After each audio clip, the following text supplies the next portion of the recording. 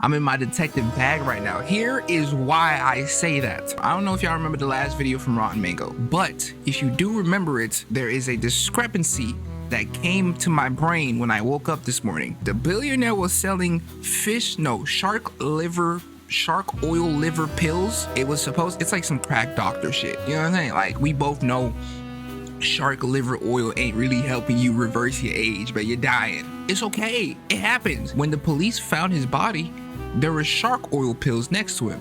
Why? Why would he have that?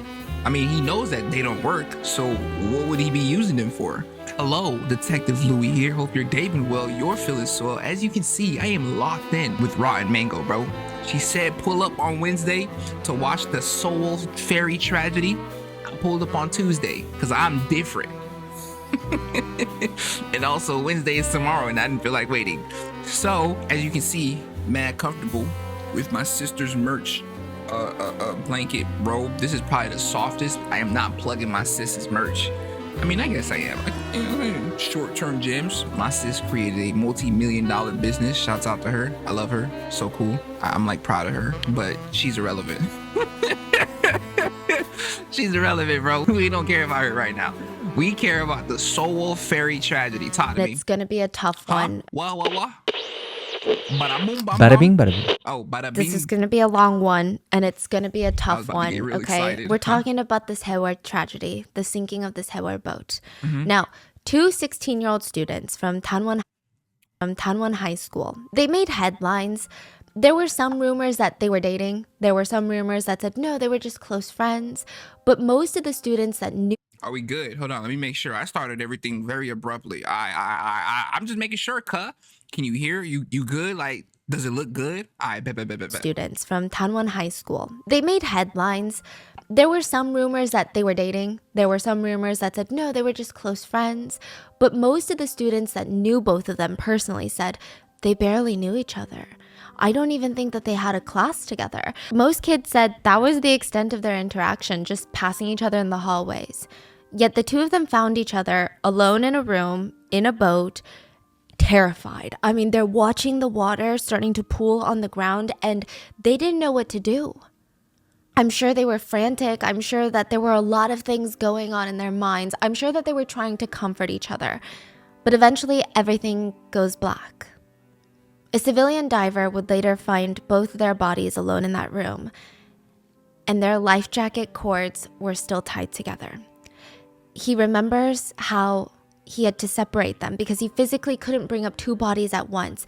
And he recognized that in their last moments, maybe these two kids knew each other, maybe they didn't, but in their last moments, they didn't want to be alone. So they tied the strings of their life jackets together till the very end. And he said, you know, I started crying, thinking that I didn't want to separate them, but I had to. He said it was one of the hardest rescue dives that he had ever endured in his entire life. He would never forget some of the stuff that was seen. Other students from the same high school, Tanwon High School, faced similar fates.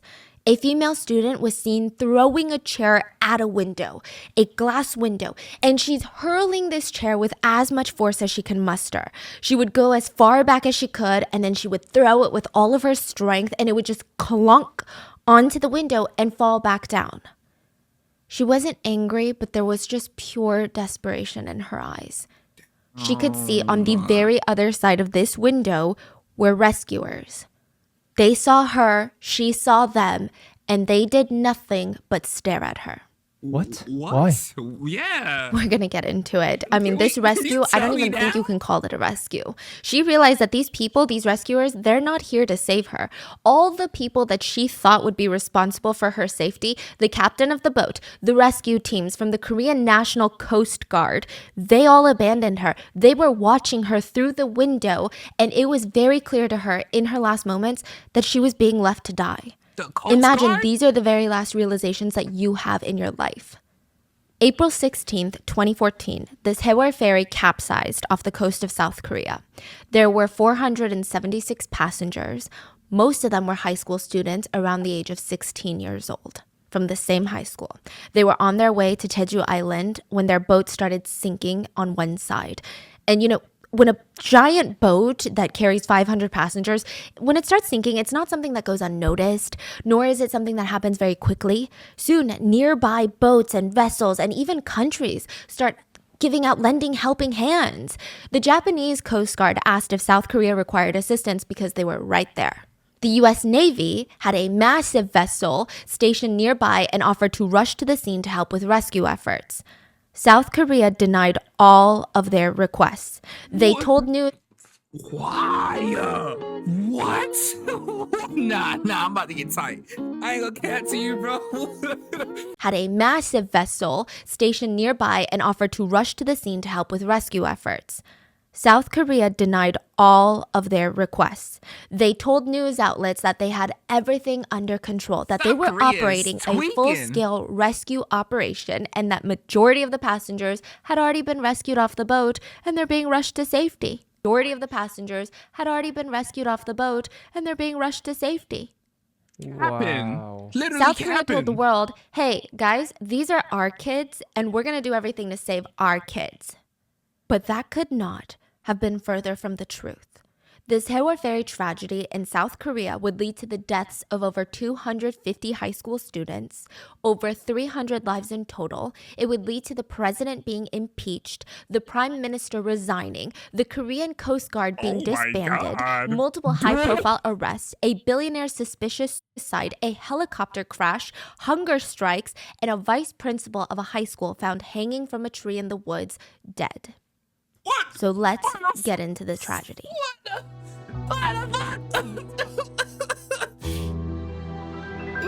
Her intros be getting me lit. I ain't gonna cat to you, boy. My brain shut down. Like, I don't know what just happened. That's so hard, froze. What? As always, full show notes are available at rottenmangopodcast.com. There's a South Korean news outlet called Newstapa, which you're like, I've never heard of this. I've heard of like SBS and NBC. Yeah, I've heard of SBS. Newstapa worked NBC. closely with the victims' families and their attorneys from the get-go. They had so much information on this tragedy that was being suppressed by mainstream news. They were the only ones that were standing up when everyone else was silent. It's estimated and kind of surmised that without them, most of the evidence, most of these testimonies would have been completely lost. They would have never been used. Damn. So that was my primary source because they worked directly with the families to get the truth out there. And, this isn't just a tragedy. It's a full-scale cover-up with the president, the most powerful person in that country, working That's what it sounds like, bro. with the media. Yo, shout out to please Newstapa, bro. go show support to Newstapa if you can. And like, what with that support being do they said, need, bro? Let's get into it. Let's get into it. Parents of Tanwon High School are getting bombarded with calls. Phone calls, text messages, voice memos, pictures are being sent to them. And it was like a parent's worst nightmare. Think about your 16-year-old kid. Hold on. I need to do something. Let me just subscribe, like. Okay. My fault. I just remembered, Getting bombarded with calls. Phone calls, text messages, voice memos, pictures are being sent to them. And it was like a parent's worst nightmare. Think about your 16-year-old kid aboard a boat on a school field trip, and they're sending you cryptic text messages like, Mom, I'm sending you this because I'm scared I might not be able to say it later. But Hell I love you. I am swimming. Like, whoa, what's going on? You're like on a field trip. I'm pulling up. Another kid sent, I'm on my hope way, we can son. meet again alive. Another student said, if I've wronged any of you guys, please forgive me. The parents start freaking out, but they're told by their kids that, hey, Mom, Dad, the boat is sinking, but rescue efforts are on their way. I think everyone's got it under control. They told us to stay in our cabins and put on our life jackets. Many parents told their kids, okay, well, stick with your friends. Don't be alone. Don't wander out alone. And good. That's good. They have everything under control. Just keep calm and do what they say. Oh my Do what they God. say. If you listen to them, everything will be okay. Jesus Christ. These words will haunt the parents forever. A lot of them couldn't even face living with the guilt because so many children would die from listening to what they said. I ain't gonna lie, bro. I'm sorry. If I was a parent and that would devastate me. I've seen what losing a child does to a parent. There is a visible loss of life in that parent, bro. Yo, South Korea is tripping, bro. I love South Korea. You know what I'm saying? We know why I love South Korea. Shout out to my 7 crackheads. But bro, I can't deny that the country is tripping, bro. Do what they say. Do what they say. If you listen to them, everything will be okay. These words will haunt the parents forever. A lot of them couldn't even face living with the guilt because so many children would die from listening to what they said. And it's not even remotely the parents' fault, bro. Like, the ferry sank April 16th of 2014, but the story starts the day before on April 15th of 2014. So the students at Tanwon High School, this is like their annual trip to Jeju Island. They considered it a rite of passage, like a tradition for everyone. Every single high school student it's the sophomore class. They're so excited for this because, for one, their parents aren't going to be there. It's just their class and a couple of teachers. And I mean, just imagine the adrenaline and all this planning that goes into something like this. Any inconvenience that day that would have otherwise bothered the crap out of them, it didn't bother them anymore. Yeah. I mean, they were waiting in line for hours at the port of Incheon, which is also where the international airport is. So Jeju Island is like the Hawaii of South Korea. And Incheon is actually on the northern side of South Korea. Beautiful. And they would get on a boat, go all the way down the left coast of South Korea, and then get into the ocean, the Yellow Sea a little bit, and then they'll hit a tiny little island called Jeju Island. It is the biggest destination spot for South Koreans. It's beautiful. It's like a cultural mecca. There's so much, there's a lot of fun stuff to do there. We gotta go there. So these kids are like, yes, Jeju Island. Jeju Island. Even when their ferry is delayed for 2.5 hours because of foggy conditions, they're like, that's fine. Are you kidding? Nothing is gonna ruin this trip. This is the best trip of my life. It's a 300-mile trip by ferry. God. It takes 14 hours. But thankfully, they would be going down the coast of Korea most of the time, the left side of the coast. So they're going to have cell service, and it was outfitted like a cruise ship, meaning that there's dorm rooms with bunk beds. There's communal showers, a convenience store, a cafeteria, which for high schoolers, this sounds like a blast. What? This is because they had cell service, a lot of them were able to reach out to their families. And those very phones would later document some of their last moments on board. There were 476 people on board the ferry, including the crew. Now, they board the ferry at 9 p.m. They were supposed to board 2.5 hours earlier, but like I said, a delay. Yeah. It's not that bad. I mean, the ferry is filled with 325 high school students, 14 teachers, 29 crew members, and about 100 or so other passengers. So these passengers are going to Jeju either on their own for vacation, or there were a lot of truck drivers. So they go and they get cargo off from this same boat and they drive it around Jeju. Then they get their truck back onto the boat and come back to Seoul, and it's like a back and forth, right? So sounds like a huge boat. It's a huge massive boat. Here, can you pass me my iPad? I'm gonna show you pictures. Please. So you're saying there's not only people but also like vehicles on there. Oh, so many vehicles, and it's actually a cargo ship. This is a cargo ship that loads on passengers on the side. The Sewol ferry, if you want to get technical, is 75% profits from cargo movement and 25% profits from carrying of passengers. Most of the pictures you're gonna find now are of it sinking, but here is it before it sank. Wow. It's that like is like a cruise ship. Like a cruise ship. Yes, Wow. it's Actual massive. cruise ship, bro. So, I mean, a lot of these truck drivers were not very excited that they got onto the ferry with a bunch of high schoolers, but these same truck drivers would help try and save a lot of these students later. So it's not like the high school bought out the entire ferry, nor was it a ferry that belonged to the school. There's a lot of people on here. So all 476 people, including the crew, they board the ferry and they start their journey. Now, the night of the 15th was pretty calm. Okay, so this is a picture that the kids posted or taken by one of the victims. Damn, this is a Just line, of them bro. boarding during the foggy night. And it just looks like they're so excited. Yeah. And nothing climactic happens, which is good. Dinner is served. There's fireworks that are launched from the deck, and there's pictures of that too. At night, the passengers, they all go to sleep in their cabins.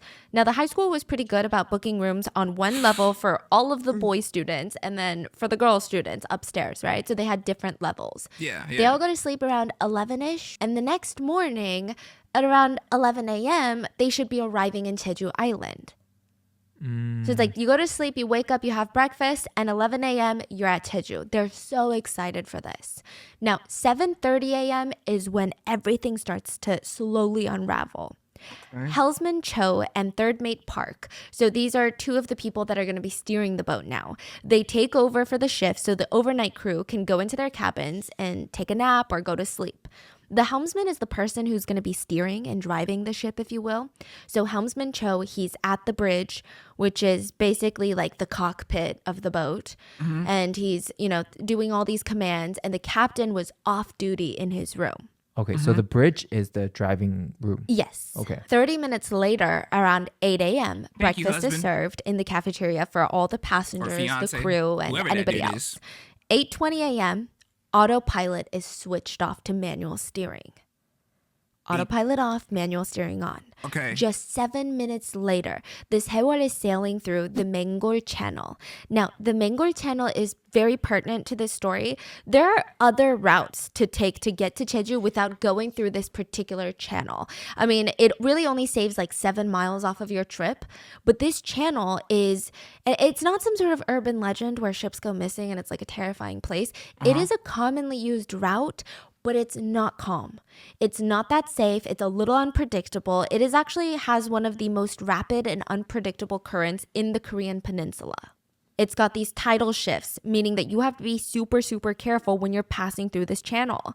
Some areas of the channel have rock hazards. Some random areas have shallow waters.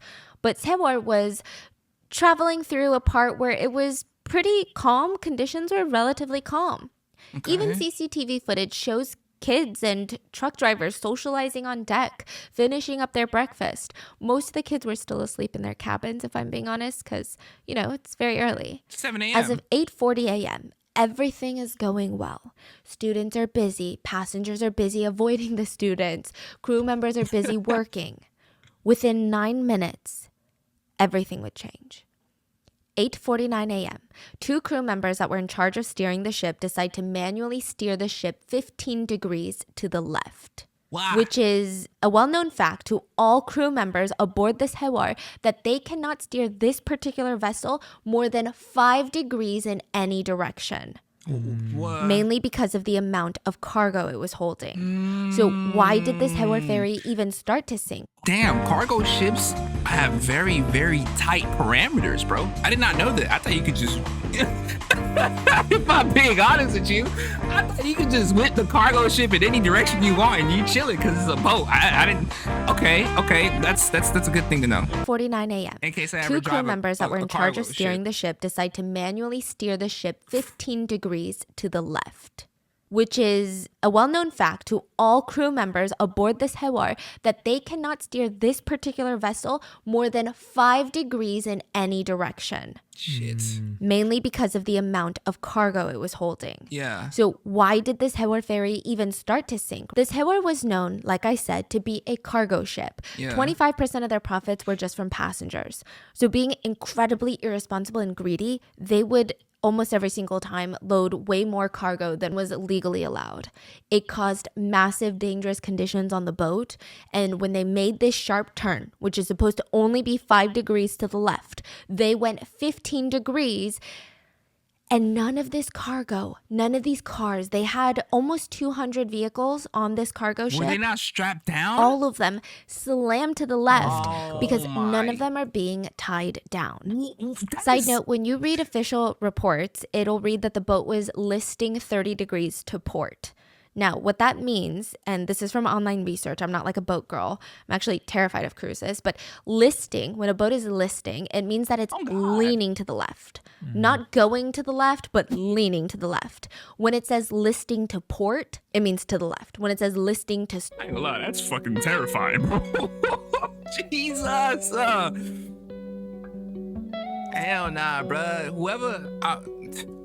nigga. You can't fight against this, bro. I'm not scared of things I can fight against. But I can't fight the ocean, my nigga. Like, I can swim, but not for long. Like, like I can... If I see the shore, I can get to shore. I don't care how tired I am. But my nigga, they're in the middle of the ocean. in one of the most unstable parts of said ocean. But list, when it says listing to starboat, it means listing to the right. You say listing how much degree? 30 30 degrees. degrees. 30 degrees. Yes. That's a insane. lot. 30 That degrees. is insane. And not to confuse it with trimming, okay? Just a little quick, I guess, What the hell boat is lesson. trimming? But trimming is when the ship tips forward or backward. It can do And that. then rolling is when a ship is moving from side to side trying to find balance. So these are terms that you'll see a lot in the official reports. At one point, it was rolling to try and find balance, but ultimately, it was listing to the Listed. left, Okay, 30 okay. degrees. None of this is great, Sure. but 30 degrees list doesn't mean capsizing. It doesn't automatically mean it. And it gets technical, but I'm going to try and describe it as best as possible. Okay. If the cargo had been tied You'll down, do great, Rod Mango. I believe it in you. probably might have balanced the boat back out. Well, yeah. The boat might have rolled and then eventually become stable again. 100%. Now, Well, not even 100%, if it but- didn't become stable again, there is something called Greater ballast chance. water. Okay, this is going to get very technical. All boats want to have a low center of gravity. The parts closest to the water needs to be the center of gravity. So did you know most boats are filled with water? What? It sounds counterintuitive, but it's something called ballast water, which is That just makes to sense. bring the center of gravity, right? Yeah. They had like no ballast water. The center of gravity was at the top of the boat. Why? Oh, so they can load more cars. Yes. So there's Are you serious? way that this boat my is gonna fix itself, balance itself out. There's nothing No to, way. There's Let no me show way you it some can. footage. You know, I can envision it as, you know, sometimes you throw a boat on the water, it will float. And then I'm just imagining the like filling that boat to the brim of sinking and floating. Yes. So it's like anything moves, it will start sink. Precisely. That's literally what this boat is doing. This is from Black Box when the boat leaned initially. Can we see Rotten Mango, please? So this is also why it's so pertinent that when you're aboard a boat or a plane, they're tying down all the cargo. That's why they're so particular about it. If you've ever brought your car on a boat, they tie it down. So all of this cargo, all of these vehicles slam to the left. I'm not gonna lie to y'all. I'm not vegetarian. Sorry, this is a random thought. I just came from the bathroom and like my brain just started working again, I guess. I don't know.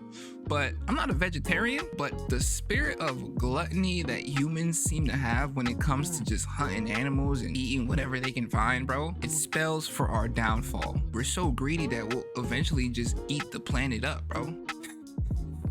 It's a shiesty world out here, cuh. Alright, continuing. All the cargo.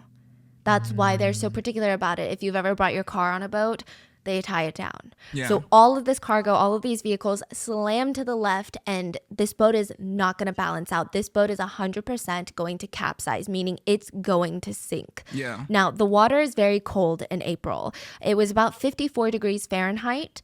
It only takes 10 minutes for you to start feeling the effects of hypothermia. You're not going to die in 10 minutes, but most of the time, but you start feeling loss of dexterity, your fingers go numb, you're starting to, your teeth are clattering, and full-blown hypothermia happens after about 2 hours. So right at this moment, the boat leans, and the engines of the boat are cut.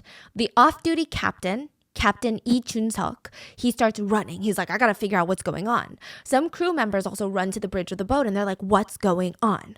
Now, they're trying to assess the situation. And when a boat this size starts to list or even starts sinking, it's not like an earthquake. Not every single passenger is going to jerk up and go, we need to evacuate this boat. It's a slow It type feels of thing. dangerous, but it almost feels like turbulence on a plane. You feel like, okay, I need to wait it out and it's going to be fine. You never really hit turbulence and you're like, this plane is going down. Yeah. So that's kind of how everyone was feeling except for the crew because they knew better. 8:52 a.m., just 2 minutes after the boat starts leaning to the left about 30 degrees, an emergency call is made by a student, Choi Tok-ha. Choi reported that the Sewol was starting to capsize. He was the first 911 call. Oh, he knew. And that the water was coming into the decks. He's like, something's going on. I'm on the decks and this is dangerous. He was one of the few that understood the severity of the situation. And he was probably confused because he could hear ringing through the PA system, like the intercom system, the speakers on the boats. Do not move. Just stay where you are. It's dangerous if you move. Stay where you are. Every single student and passenger was told to stay put. And now, all hell breaks loose. Crew members are calling so many different people. There's the Jeju Vessel Traffic Service, Korean Coast Guard, Jeju Coast Guard, Mokpo Coast Guard Station, their company executives. There's so many different people that this communication system is just bonkers. The fact that they don't have a system in place of like, if an emergency happens, this is who I call, is crazy to me. That is Nobody was getting insane. anything done. So much time initially is wasted in these key moments. At 9:07 a.m., the crew confirmed to authorities the ferry is capsizing, and they confirmed that they needed help from the Korean Coast Guard. They stated the ship's angle made evacuation impossible. Now, here's where it gets crazy. Allegedly, already crazy? none of these authorities knew that there were 500 passengers on this, well, close to 500 passengers on this boat. That's what they claim. I don't believe it for a second, but that's what they claim. Wait, who What? claimed that? Yeah, the like- All the police? Coast Guards, yeah. They're like, no one told us. We just thought it was the crew. We thought it was a cargo ship. Get out of here, because the Sewol was well known to be a passenger cargo ship. So they say the ferry is Didn't about you to see all those roll people over, get on the meaning ship? it was listing to the left, but because it was taking in so much water, it was practically bonk flat onto the left, and now it was going to flip over and capsize. So it's not even sinking just to the bottom like this. It's going to be completely inverted. The bottom is going to be the top. The Coast Guard tells the crew on Sewol to inform any passengers, if my there are any, to God. put on their life jackets. But they just say, oh, sorry, our PA system is down. It wasn't down. It's just bizarre. Okay? So why did they lie? Yeah, so it was Why? like down at one point, but then Yo, it comes back up, and then a dude in the customer back- service rep is like playing that, or like a customer's relations crew member is playing the message of like, do not move. There was like no communication. Now the Coast Guard is like, okay, well, if it's down, then go personally tell the passengers. The crew member is like, okay, I'm going to do that. He walks out of the command center and walks around a bit and comes back being like, I did that. He did not do that. What the hell? He just lied. He just blatantly lied to authorities and said, yeah, I told all the passengers to put on their life jackets. What? Yeah. This nigga Do is they not understand what? that this nigga is complicit in murder. Yo, the fiance is about to go off. The crew member is like, okay, I'm going to do that. He walks out of the command center and walks around a bit and comes back being like, I did that. He did not do that. Like, He just lied. He just blatantly lied to authorities and said, yeah, I told all the passengers to put on their life jackets. like these. I don't. What? Yeah. Do they not understand what the hell's going on? No, they do not. The Coast Guard tries to tell Captain Lee that you need to start thinking and acting fast. They have deployed a vessel. There was a patrol vessel nearby that was coming in about 10 minutes. There was a helicopter that would get there in about 1 minute. And Lee said, yeah, that's not enough to save everybody. Like there's more passengers than that. Because one helicopter, you could save maybe a dozen people max. No, maybe like 6, 7 like I was people. about to say 7, 8 Keep this people, part in bro. mind, because later everyone goes and says, oh, when he said passengers, we thought maybe a couple of passengers. Wow. I That's mean, right now crazy. everything falls on the captain, right? Oh yeah, but It's going 100%. down. Like, what are you doing? Every second, what are you Yes, doing? Exactly. And you're going to die when you find out what he was doing. What- So the passengers up until this point are still being told to stay where they are and do not move. And some of the very first I'm people already pissed at the rescued captain. He gets worse. was the captain and a few of his crew. 그러나 구조당국이 가장 먼저 구조한 사람은 배를 버린 선장과 선원이었다. And The captain was rescued by one of the small Coast Guard Oh, boats, oh. and he wore ordinary clothes to disguise himself as a passenger. Oh my god. Once he was rescued, he made no attempts, and he actually was rescued. I don't want to say before the chaos, because right now is chaos, but he was rescued at a point where it wasn't just utter all hell breaks loose and there are people drowning and dying right now. He's like, okay, well, I think chaos is about to hit, so I'm going to leave. That's so fucking despicable. That's Yes. fucked up. Yeah, bro. he's actually one of the most hated people in all of South That Korea. is actually whole- that is crazy. Like you gotta be a sick nigga, right? You know that a bunch of kids are gonna die. Innocent kids, bro. They ain't do shit but be teenagers. Probably the most disgusting case of self-preservation that I've ever seen in my life, bro. We've all probably done morally questionable shit to survive, but bro, to commit mass murder, that's essentially what he did. He's complicit complicit in mass murder. 300 fucking people died. Now is chaos. My God. But he was rescued at a point where it wasn't just utter all hell breaks loose and there are people drowning and dying right now. He's like, okay, well, I think chaos is about to hit, so I'm gonna leave. That's so fucking despicable. Yes. Like, fiance, you Yeah, spitting. he's actually one of the most hated people in all of South Korea. I hate this nigga. The whole nation. He's alive. He disguised himself as a passenger, He needs and to once he knock was me. rescued, this is even more despicable. He gets on the Coast Guard vessel and he doesn't let any. See, this is no. I'm sorry. I say this often, and it may sound morbid, but death is more fair than life. Cause death takes any and everybody, but life is given to those who don't deserve it. He's been found guilty in November of gross negligence and sentenced to 36 years. Not enough. Not enough. Nigga should have gotten the death penalty. I ain't gonna cap to you, and I don't like get mad at me if you want to. He gets on the Coast Guard vessel and he doesn't let anyone know that he is the captain and that he has vital information that would help them in rescuing passengers. He doesn't relay any information to them when time and information is the most important thing to save lives. He made no attempts to tell them how many passengers, where they were, what the PA system was doing. He did none of that. They let this nigga live. He didn't bro. tell them that they were being told to stay in their rooms where they were effectively trapped inside this sinking boat. None of that. Yo. There yo. is about 20 minutes of footage from some of the kids' last moments. And one of the biggest, I guess, video files that were shared were actually shared by the father of the victim. And he said that he wanted the world to know what actually happened to these kids. So it was filmed by a Park Soo-hyung and Kim Dong-hyuk. They were both 16, best friends. They were both on the level 3 of the boat, which is where most of the male students were dorming. These rooms had bunk beds, about 4 boys per room. Soo-hyun and Dong-hyuk, they were 2 of the last ones to start the day. They're hanging out in the cabin, sitting on the edge of their cabin, like bunk bed, when they suddenly feel the boat lurch to the left. And at first, everyone's confused, but like I said, it feels like airplane turbulence. They're not freaking out yet. Then they start overhearing the speakers starting blaring. Do not move. Stay Drink your put. water. It's dangerous if you move. Just stay where you are. If you're watching the video on YouTube or Spotify, I'm going to play you a clip of the video. You can actually hear the PA system in the background repeating, stay where you are, over and over again. 아 기울어졌어. 야 나 좀 살려줘.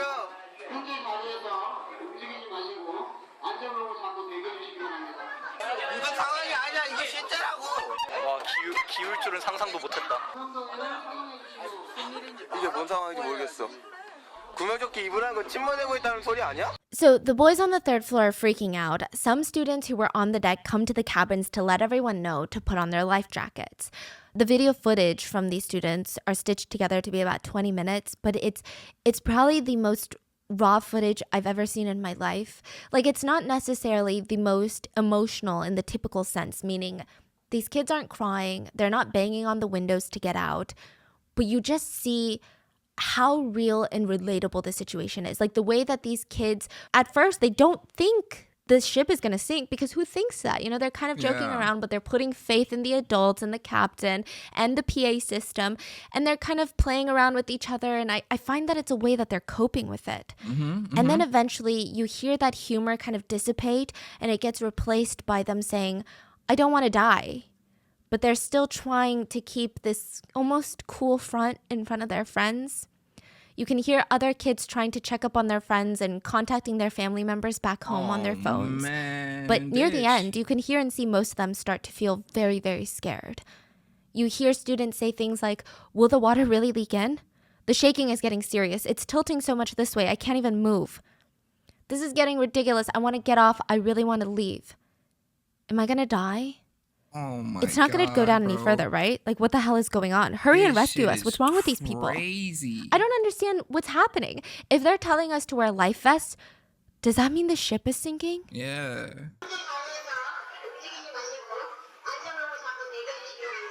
진짜 출근하는 거 아니야? 장난 아니야. 아 내리고 싶어 진짜 진심이야. 자꾸 막혔어 우리 죽었어. 야 이거 뭘 꺼내? 아니 뭘 꺼내?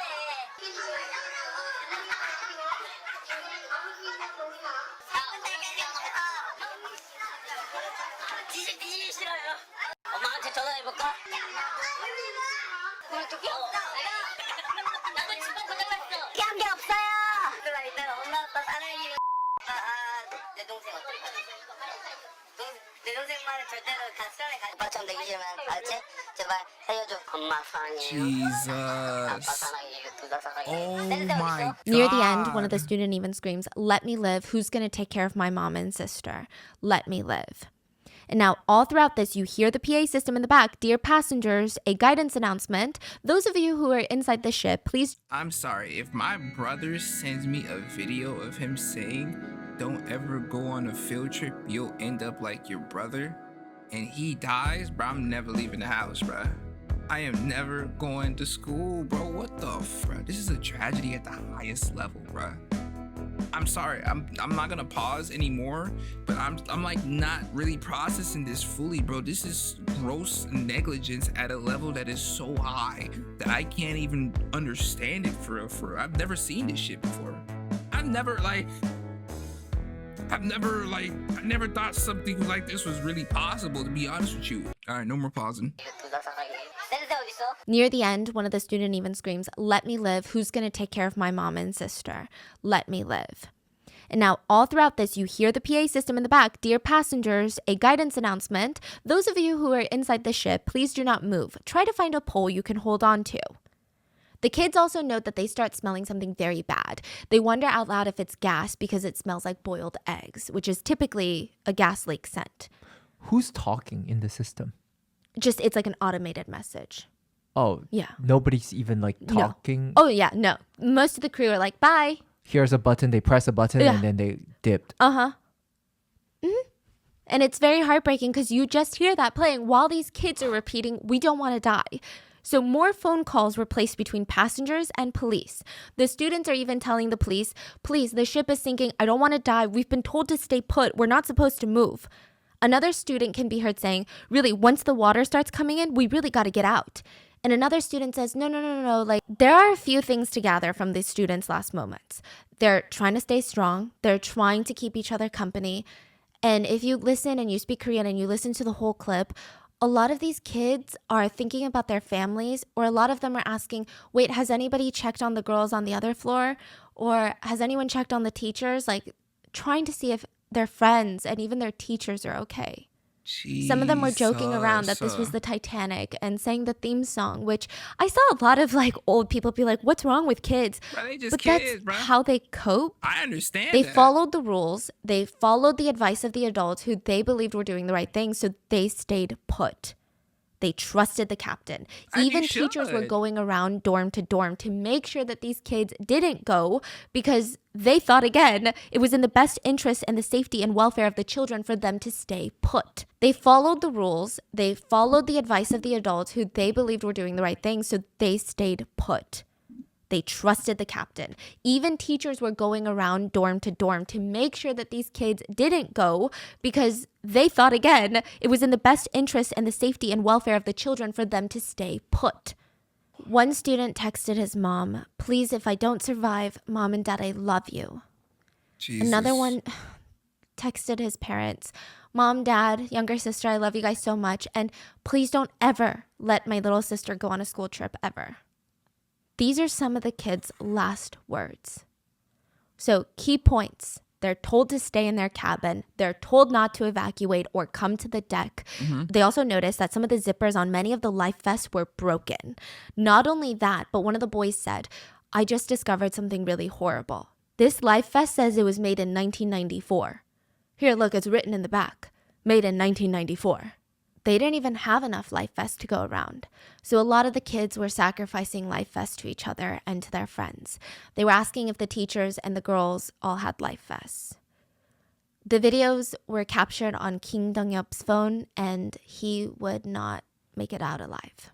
So while this is the situation inside the boat, mainstream media at the same time, like imagine this is happening at the same time. Please, just the irony of all of this. Mainstream media starts reporting that all passengers have been rescued. It sounds stranger than fiction. I don't you even know serious? how to explain to you what they thought that they were going to get out of this, what the politicians thought was going to happen when this all came out to be lies and false. But It's insane. If this happened in a movie, it'd be unbelievable. There were reports that all passengers were rescued. Danwon High School parents let out a sigh of relief. Oh my God, okay. That cryptic text, my child is fine. They're probably not responding to my texts or my calls because they're... Oh my God. Oh my God. How did they think that was gonna work? You mean to tell me my child texted me, yo, the ship is sinking. Oh my God, I gotta go save my kid. Then I see on the news, we rescued everybody from that sinking ship. Oh my goodness, my kid is okay, thank God. 2 hours later, my kid is dead. The politicians think the parents are gonna be quiet about 300 kids dying? Are they good? Like, I don't, it's not computing. 2 + 2 is not equaling 4 right now. I ain't gonna cap to you. Yo. Some people do not deserve to have power.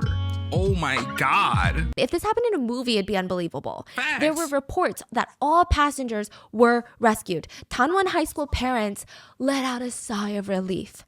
Oh my God, okay. That cryptic text, my child is fine. They're probably not responding to my texts or my calls because they're probably on like a Coast Guard vessel right now and they're busy, but that's fine. They start noticing something fishy though. They're trying to get in contact with their children, no responses. They contact other parents and they're like, no, we also haven't gotten any responses. And when they watch the news very carefully, the numbers aren't adding up. And it's not like some sort of conspiracy, but the government would report that they rescued all the passengers. Then a little bit later, they'd be like, okay, well, we have rescued majority of the passengers. Then it'd be like, oh, and these are not the exact figures, but it would be something like, we rescued 200 passengers. And then later they'd be like, we rescued 150 passengers. So which one is it? Who are you rescuing? How do you unrescue people? Like, yeah. You're a powerful nation and you can't even do basic arithmetic? Like, what's going on? So frustrated, the parents, they start traveling to Chindo Island. Now, Chindo Island is the closest island to where the crash happened. Not Jeju Island. Chindo Island is very close to the southern tip of South Korea. Jeju Island, you'd have to go further out into the Yellow Sea. The parents all decide to use the Chindo gym to be their coordination place. And I truly don't even know how to explain what I'm going to say next. But first of all, the people organizing this gym to make sure everyone is in the right place were the parents of the children on the boat. They arrived, there's no organization, it's chaos, so they take it upon themselves to make sure everything is organized. Not the Coast Guards, not the local officials, the police, the parents take charge. The rescue teams had these giant whiteboards on the front with a list of names of passengers who have been rescued. And of course, parents are flocking and praying and wishing that it's their child on the list. But these families are getting frustrated. I just seen One Shorty parent standing grabs up. a mic and says, here, I can clearly see my younger sister's name on the list of survivors. It says she was rescued, but my sister isn't here. So where is my sister? Who on earth made this list? 여기 명단에 분명히 제 동생이 있어요. 여기 명단에 분명히 제 동생이 있는데 동생이 여기 없어요. 지금 명단을 누가 작성하셨냐고요? So these are authorities being like, here's all the people we rescued. And the parents are like, we don't believe you because where are our children then? 상황이라도 좀 알았으면 좋겠는데 상황을 지금 모르니까 지금 불안해서 어떻게 할 수가 없네. Another parent screamed, please, just get us a boat so we can save our kids. Get us a boat. We don't care how much it costs. bro, I will pay for it. I will start swimming, bro. What the fuck?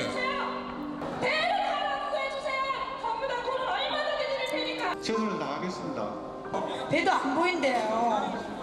경찰들만 돌고 있고 아무 그거 없대요 지금. 잡수가 없고 지금 그런 상황이거든요. 지금 뭐 얘기로는 지금 뭐 시신도 많이 꺼냈다고 하는데 지금 가요. Oh my God, bro.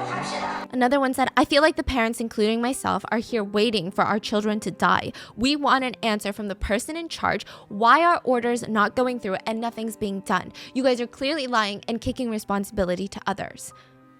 Another parent screams, let's all go together. Let's all go together. The parents are rushed to the harbor, and to show you how they still had this unfailing hope of a parent, they all grabbed blankets on the way out. They said when their kid gets saved, they want to make sure that they have something to keep them warm. They all go to the harbor and they wait. There's nothing that they can do. Side note, police were lined up at the edge of the harbor to prevent family members from going into the water, whether to try and rescue a kid or to in a desperate attempt. A parent screamed, "I want to jump in the water with them. My loved one is under the water. Anger is not enough. If I don't have my younger child, I'm going to jump in the water thinking about my child in the water. How can I as a parent continue to live, eat, and drink? I hate myself." Someone near a mom tried to put one of the blankets on one of the moms because it was so cold. And she cried, "What good is it staying warm when the kids are freezing out there? They're freezing. What good is it for us to stay warm?" Not a single government official was at that harbor. Nobody responded to the family's frustrations or questions. 헬기 탔다길래 난 구조되는 줄 알았어 언니. 우리만 따뜻하면 뭐하냐고요. 애들이 추운데 우리만 따뜻하면 뭐하냐고. Wait, this is nighttime? Yeah, It's been a day? it's been a day. We're gonna go back into the rescue. Just you wait. Oh my god. Yeah, so again, I mean, the families resorted to... This is so bad. Oh my god. Oh my god. This is actually really bad. It's been a full day, bro. The kids they're not alive anymore. Oh my god, bro. It's the screaming of the parents that really got me, bro. I've heard that scream before. That is a truly like gut-wrenching scream, bro. We're gonna go back into the rescue. Just you wait. Oh my god. Yeah, so again, I mean, the families resorted to asking reporters on what's going on, but most of the reporters at the harbor at this point were mainstream media reporters. The only ones there that actually cared about helping the parents was Newstoppa. Yeah, Newstop. Which is why I think a lot of Newstoppa. parents continue to work with Newstoppa. These are some of the most devastating clips I've seen. I mean, just the desperation in these parents, like their grief, their worry, their anger, and so many of them it's a lot. Yeah. 진짜 가보자. 기자들도 당신들도 타고 현장을 한번 가보자. 제대로 된 정보를 여러분한테 좀 알려주라는 얘기예요, 내 얘기는. So let's talk about the rescue, because you mentioned, like, how is this nighttime? That's what so I'm the saying. rescue that government officials and media said was a success was not a success at all. Well, The yeah. Coast Guard helicopter was dispatched to the sinking ferry at 9:10 a.m. They arrive at around 9:30 a.m. 2 rescuers come down and rescue 6 passengers via helicopter. And these passengers were like on the deck. So they're like waving, they're visible, they're outside. Yeah. Now, at 9:32, the helicopter starts communicating with the Blue House. And the Blue House is like the White House. And they keep asking, is the situation serious? The helicopter says, the ferry is tilted and currently being flooded. It hasn't sunken yet. Can you please send over a video? Now, this is being heavily criticized because time is of the essence. Such an urgent incident is taking place, and really, I don't know what to say because it casually feels like the Blue House is saying, pics or it didn't happen. And sure, maybe videos can help them get a better understanding of what's going on, but if this is the government responsible for running a literal company, they better be more competent than this. Yes. They keep calling back to the helicopter, not giving commands, not doing a full-scale command center operation, but going, did you send the videos yet? Just nonstop, over and over and over again, wasting time asking for videos. And what's even crazier is that the helicopter is like, well, we didn't want to take any videos in case it gets leaked. What? But the Blue House is like, it's fine, text it to my phone. What? Here, there's footage. Yo, 지금 현재 지금 일단 배가 좀 기울어서 침수 중이고. 예. serious situation? Is this the... 지금 현재 지금 일단 배가 좀 기울어서 침수 중이고. 예. 아직 침몰은 안 됐고요. 어디 저기 카메라 나오는 건 없죠? 네, 아직 없습니다. 예. 예. 바로 연락 주세요. 예. 현지 영상 있습니까? 혹시 나오는 거? 현지 영상 볼 수 있는 거 있습니까? 본인 내 외부로 나가지 아마 않을 건데 이게 방송이. 그러면 대학교 보고 때문에 그런데 영상이라 방식으로 핸드폰 하나 보여주시겠습니까? The Blue House is basically like, okay, well, we're going to hang up. Just call us back when you get the footage. Oh, this is like the smallest thing the Blue House messes up. So just you wait. I mean, a president was indirectly impeached because of this incident. So This is the soon smallest after thing? this, the Coast Guard patrol vessel 123 arrives at I the don't think I ferry. can take anymore. They throw over a raft and they head to the ferry to start their little rescue. Just anytime I say rescue, don't think of it as a rescue. Think of it in quotations because it's just a bunch of people acting busy. The first people to step into this rescue raft are the captain and crew members. Spit. She Not spitting, all, bro. but a few. They're like, I'm out. Yeah, they're like, bye. Dickheads. They have abandoned the ship. Actual But dickheads. then so does the Coast Guard. The Coast Guard, the vessel, distances itself from the ferry and they try not to enter the ferry, get close to the ferry. They don't try anything. Meanwhile, there's about 3 helicopters that are just circulating, that are just loitering the area, watching. What's the deal? Nigga, what's the what's problem the then? purpose? No one's giving them any commands. So they're all clueless on what the hell's going on. Yeah. And the captain is like just staying silent. Not saying shit. And then the Blue House is like, well, we can't tell you what to do unless we get a clear HD 4K video. And then all these other authorities, like the Coast Guard, the Mokpo Coast Guard, the Chindo authorities, they're like, well, we don't know what to do. Have you tried calling the Blue House? Wow. So everyone's just waiting around. And what's crazy is that there was a US Navy vessel that was nearby that rushed to the scene and they're like, hey, we can help. And the US Navy is so equipped. This vessel had 100 Marines on there. They would have 100 Marines. South Korea was like, it's fine. We're waiting on a video. The government shut them down? Yeah, the government was like, it's fine. We're handling it. Nigga, they had more Marines than people on the Sewol ferry. They could have saved everybody. Plus more. I'm tight. 100 Marines. South Korea was like, it's fine. We're waiting on a video. The government shut them down? Yeah, the government was like, it's fine. We're handling The it. stupidest shit I've ever heard in my life. God. I'm going on a little side note, but another rant. The US vessel, the Navy vessel, actually had helicopters on the vessel and they had launch pads. So basically, they didn't have to go back to land to bring survivors. They could just go back and forth to their vessel that's parked very close to the sinking ferry so they could save an insane number of survivors. Yes. 1 or 2 helicopters could just do nonstop back and forth in such short time. We're going to dive into the US Navy later because there's a lot of stuff there. Now, anyways, these are not leisure helicopters either. The helicopters that are circulating the ferry are Coast Guard helicopters and they make no additional effort. So they saved 6 people initially. That's it. They make no additional efforts to rescue anyone. They later claim that they had no idea that there were passengers inside. They thought the rescue was over and they were just surveilling the sinking of the ferry. To sum it up, the rest... Did all 6 of those people ain't say shit? Them niggas need to go to death. I mean, prison plus death. Word. Because you got 6 people that all collectively agreed to just murder 300 students. They later claimed that they had no idea that there were passengers inside. They thought the rescue was over and they were just surveilling the sinking of the ferry.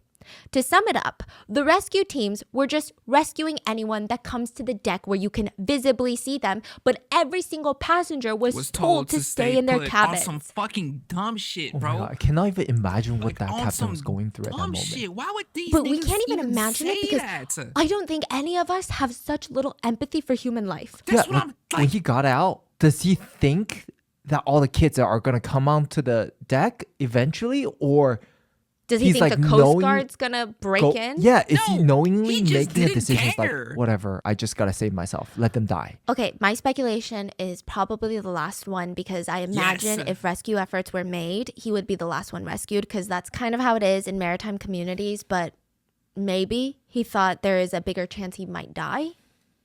Because I don't know what he was thinking, genuinely. I can't Like, even guess. Me neither. No one is saving anyone It's unless pissing they're me off, visibly bro. out on the deck, like waving their arms around in these bright red life jackets. Like I said, the problem is nobody was told to come out onto the deck.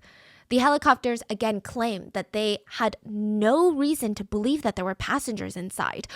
One helicopter Coast Guard officer, even during an interview, complains, rescue's hard. Because you tell a person that you're rescuing to watch their step, and they don't watch their step, even if you tell them to. 옆에서 말을 해도 안 들고 하물며 어떤 올라갈 때 조심하라고 자세 차랍니다. 아니 그러니까 그거는 아는데 그 사람들 상황은 아는데 지금 구조팀에도 구조를 하시는 입장에서는 확인해야 되는 임무 같은 게 아닌가. 제가 물어본 것 같아요. 근데 A new step is like, that's not the point here. That's not what we're talking about. We're talking about the fact that you circled Tiki around the block looking sinking ferry ass and nigga. made no attempts to save anyone. This nigga They're like, we said, didn't know there was anyone I to save. believe I asked. It's like, why would you even bring that up? It's so bizarre. Nobody asked. Now, the annoying That part is the too. helicopters that are circulating were talking separately with the Blue House. The giant vessel from the Coast Guard was speaking separately with the Blue House as well as the Coast Guard. There was no coordination. It seemed like everything was all hell breaks loose. Nobody knows what they're doing. Blue House is still asking for videos, and the only people that do something to save human lives. Do you see all these little boats? Those are civilian boats and fishermen. They are the ones that took action. They are risking their lives, pulling up straight next to this capsizing, ginormous ferry. Like, you shouldn't and do it's that, very I dangerous think. to get that close to a boat that's capsizing, These niggas is especially off with the boats like boat. this. And they're pulling people out of the water. One of the fishermen, Hyun, in the blue boat, he said he saw the boat listing to one side from afar, and he realized that it wasn't balancing itself back out. So he rushes over, he starts rescuing passengers that were jumping into the cold water, and he said it was hell. It was agonizing. There were a lot of people, not enough boats. The people in the water are yelling for help. The ferry was sinking fast. He said he had no idea of how many people he saved, but he was told he saved about 25 people. Damn. He said, but I don't W know for boatsman, sure. bro. The people that were trapped inside the ferry couldn't come out. They were just trapped inside the ferry. If everyone was saved, maybe I would feel proud of myself. But there's grieving parents out there, so how can I feel proud? Even though he's one of the civilians saving passengers while the Coast Guard is doing nothing, he lives with guilt for not saving everyone. What's frustrating is when the ferry starts to list, if the captain had ordered everyone to put on a life jacket and get to the dock where they're visible, the likelihood of every single person surviving was incredibly high. The amount of vessels nearby, not just civilian boats and fishermen, but the Coast Guard ships, the US Navy vessels, I mean, the resources of that US Navy vessels, like I said, multiple helicopters, landing decks of the helicopters, over 1,000 Marines ready to assist in air, sea rescue. 1,000? 1,000. Sorry, did I say 100? You say 100. 1,000. 1,000 Marines. That's how big the US Navy vessel was. Bro. Wow. 1,000 Marines. And I know I'm American, so it might not mean anything because it's just patriotism. But if I'm in the water somewhere, I want these Marines to save me. Oh, God. And America and Korea are on really good terms, so I don't know why they declined for help. But a lot of people think it's President Park was known to have a big ego. Yeah. And was very, very self-conscious about international relations, but not in the way that you want your president to be. Not in the way of like, oh, of course we want good international relations, but wanted to look good is all she cared about. So the U.S. Navy vessel just loitered around waiting to be used at any given moment. They're like waiting to be called in because, you know, it'd be a shit show if they just went in there. But the call never came. The rescue could have been so successful, and these Marines are specifically trained in air-sea rescue. No way. The Korean What are Coast the Guard, chances, they were bro? more like patrol people. They patrol to make sure that there's no illegal fishermen from other countries fishing in their seas. Most of the Korean Coast Guard was on a job to look for illegal Chinese fishermen, literally. That was their job. So the U.S. Navy, why were they not used? I still don't understand. So one thing that you notice that's a problem is that all of these officials who get paid by the state, by government tax dollars that the civilians pay, they don't want to be the ones to make the call. They don't want to be the ones held accountable. So everyone keeps pushing responsibility onto each other. And that's what resulted in so many of these different vessels and helicopters just waiting around while people are dying.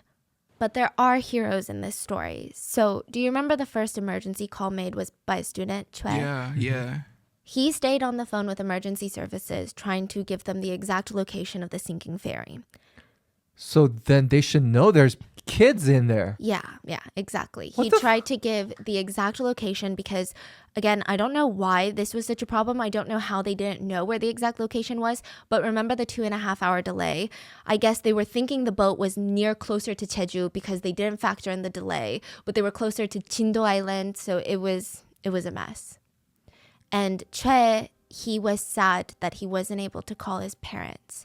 The information that he was able to provide to authorities was very crucial. Choi's body was found, and his parents were really confused because, you know, a lot of these other kids, they all had cell service and they called their parents, but they never got a call from their son. They were later told that he was the one on the phone with emergency services. And they said, you know, it made sense. we're just so proud of him, and we think that God brought our boy into this world for this purpose, to try and save people. While Captain Lee and a few of the other crew members escaped, there were some crew members who refused. Park Ji-yeon, Chung Hyun-sun, and Kim Gi-won, they stayed aboard the ferry to help the students. All three went down with the sinking boat. Damn. Park Ji-young was the youngest part-time worker of the crew. She was just 22 years old. I mean, she's barely older than these high school students. I was about to say, she was like a... 2 years prior to this, her father passed away and her mom didn't have enough money. So she dropped out of school and started working. She was one of the first to have an easy escape. She was like near the dock. She could hear the kids though, and the PA system was still telling them to stay put. So she runs to the ship, took off her life jacket, gave it to a younger kid nearby who didn't have one. And like I said, she's basically a kid herself. Yeah. She starts stumbling, running as fast as she can through the halls and yells for the students to evacuate. She's handing out life jackets. She tells them to jump ship. She guides some 50 students to the civilian fishing boats who lift them out of the water and into the boat. One survivor remembers grabbing Park's arm and saying, okay, just come jump in the water with us. Like, you don't have a life jacket, but I'm going to hold your arm. And she said, after saving you guys, after saving the rest of them, I'll get out. Crew goes out last. And then she just disappeared again to save more kids. Bro, this shit she is... kept Nah, said, after saving you guys, after saving the rest of them, I'll get out. Crew goes out last. And then she just disappeared again to save more kids. She kept going, and the last time someone saw her alive was going deeper into the water where it was already chest level to see if there were more students. Her body was later found floating face down. Still no life jacket. Even in her last moments, she never wore one because there wasn't enough life jackets for both passenger and crew. Two other crewmates, Chung Hyun-sun and Kim Gi-won, they refused to escape with cowards. They wanted to save the kids. Because that's Chung what the and other Kim crew members also are, could have bro. been very easily rescued, but they Cowards. decided to go back down and help the children. They were both 28, and they were actually getting married later that year to each other. Their bodies were later found as well, and they had spent their last moments saving children. These three part-time crew members would formally be recognized by the government as national martyrs, because it was just such a stark contrast to the captain and the crew. I mean, most of the crew who were among the first to abandon the ship. Cowards, bro. Young Daeong Oh, was God. another crew member that went down with the ship. He's 45 years old, and he called his wife, and he told her, this is where you need to find the savings for our teenage son's college tuition, okay? And when she tried to plead with him, he told her, I love you, but I can't talk. I have to go save the kids. His body was found a month later, and his face was unrecognizable, and there was a walkie-talkie found near him. Soo-young was a young teacher, and it was her second year teaching at Tanwon High. She was very young, and it was her first year on the school field trip. When the boat started sinking, she texted her mom, Mom, the ship is sinking. Her mom called her and was like, hurry, put on a life vest, and she responded calmly, Mom, the students are all wearing life vests, indicating there weren't any more for her. She texted her boyfriend after this and said, I'm sorry, there's no more life vest. Thank you, and I love you. And he calls her and she says, I can't, I'm sorry, my battery is low and some of the students still need to call their parents. Her last words were, I love you, thank you, to her boyfriend. Another teacher was Ko Chang-suk, and Mr. Ko was a PE teacher. Oh my god, this picture. This is the PE teacher. He was a PE teacher for the last decade, and at his old job before he got to Tanwon, there was actually a fire in the school, and he was given like an award by the school because he ran in head on into the fire. Our PE teacher's so nice. National martyrs. They didn't die because of religious beliefs. They died because of a gross negligence by the government and a massive lack of communication. And he was given like an award by the school because he ran in head on into the fire to save students from the burning fire. He also went down. And I mean, there was no question what he was going to do. He was going to save the kids. He left behind a loving wife and 2 sons. Damn. His body actually wouldn't be recovered until 3 years after the incident. There was a memorial service held for him, and a student came and said, Mr. Ko could have escaped early, but he stayed to take care of us until the very end. So these are all heroes, and it's not really a heartwarming story though, where you feel good in the end. You're like, yes, the hero won, because nobody wins. There's like way too many villains in this one to even get close to the number of heroes. There's another story though on the boat where a 6-year-old girl, this reminds me of Itaewon, but a 6-year-old girl was there with her parents and her 7-year-old brother. So they were part of the passengers that were going on vacation to Jeju. She was passed one by one from adults to the water to one of the fishermen's boats. All the way. Her parents and her 7-year-old brother would all perish. Bro, everyone worked to get this girl to safety, and she would be the youngest survivor of Sewol. Now, civilians were the only hope for these children because the government, the authorities, they were doing nothing. Like I said, most of these boats saving these people are civilians, fishermen, commercial fishermen, just regular citizens, not government workers. Regular folk, but many civilian divers who saw the news said they were gearing up to volunteer as rescuers. These are like professional divers who have been doing this that want to volunteer to save these kids, right? They know the dangers. They're gearing up. They're coming from Sewol and all these places. But then the news starts flooding that everyone has been rescued. So they're like, oh, okay, I guess I don't have to go? Like, why would I go into the water if everyone's already rescued out of the water? And it wasn't until hours later there were these like rumors and these kind of like fishy things that these volunteer divers were even picking up on. Because, you know, these are people who know how to dive, and the way that the news was reporting these rescues just didn't sound right. So they're like, why don't I just head to Chindo Island and see what's going on? Maybe they need me, maybe they don't. I mean, at least I can try, right? Yeah. So many precious hours were lost because these civilian divers didn't go at the time because, I mean, nobody's blaming the civilian divers here. They're risking their lives to save others. But sorry, it's just the amount of like help. The amount of help that could have been allocated to Sewol, bro, usually when there's a sinking ship, it's in the middle of nowhere. Nobody can go help. You just kind of have to like wait and see. Nigga, 1,000 Marines, civilian professional divers. You got folks on boats pulling up. It's really the fact that they could have saved everybody, bro. They legit just could have saved every single person on that boat. Because these civilian divers didn't go at the time because, I mean, nobody's blaming the civilian divers here. They're risking their lives to save others. But the fact that they thought everyone had been rescued, it's just so frustrating how grossly mishandled this was. Yeah. It's just Many of the civilian divers, they volunteered and they started arriving at around 4 p.m. that day. The boat started sinking at like 9 a.m. They got there around 4 p.m. and they were told to report to a command ship of the Coast Guard that was stationed near the ferry. So these volunteer divers, they don't come to play. They're suiting up, gearing up, mentally preparing themselves, but the Coast Guard is not letting them do their jobs. One of the civilian divers said it was bizarre. I was being walked around this Coast Guard vessel. Like, come here, let me introduce you to my colleague. Oh, and this is my captain here. Oh, and then this is my senior colleague. What did you say your name was? How long have you guys been diving? Yeah. Oh, that's cool. Oh, you know, my colleague is from that area. Do you want to come to the cafeteria? They prepared ramen. Nigga. This is not an exaggeration. The rescue diver said they prepared ramen and he was so disgusted. He just didn't understand. He saw some of the top dogs aboard this command ship. 2-star Navy officers, chief of the Coast Guard, chief of the West Coast Coast Guard, the chief of the Mokpo Coast Guard, fancy suits and shoes, tapping away on their laptops. Wait, I'm confused. Like they're not sending people down the water? No.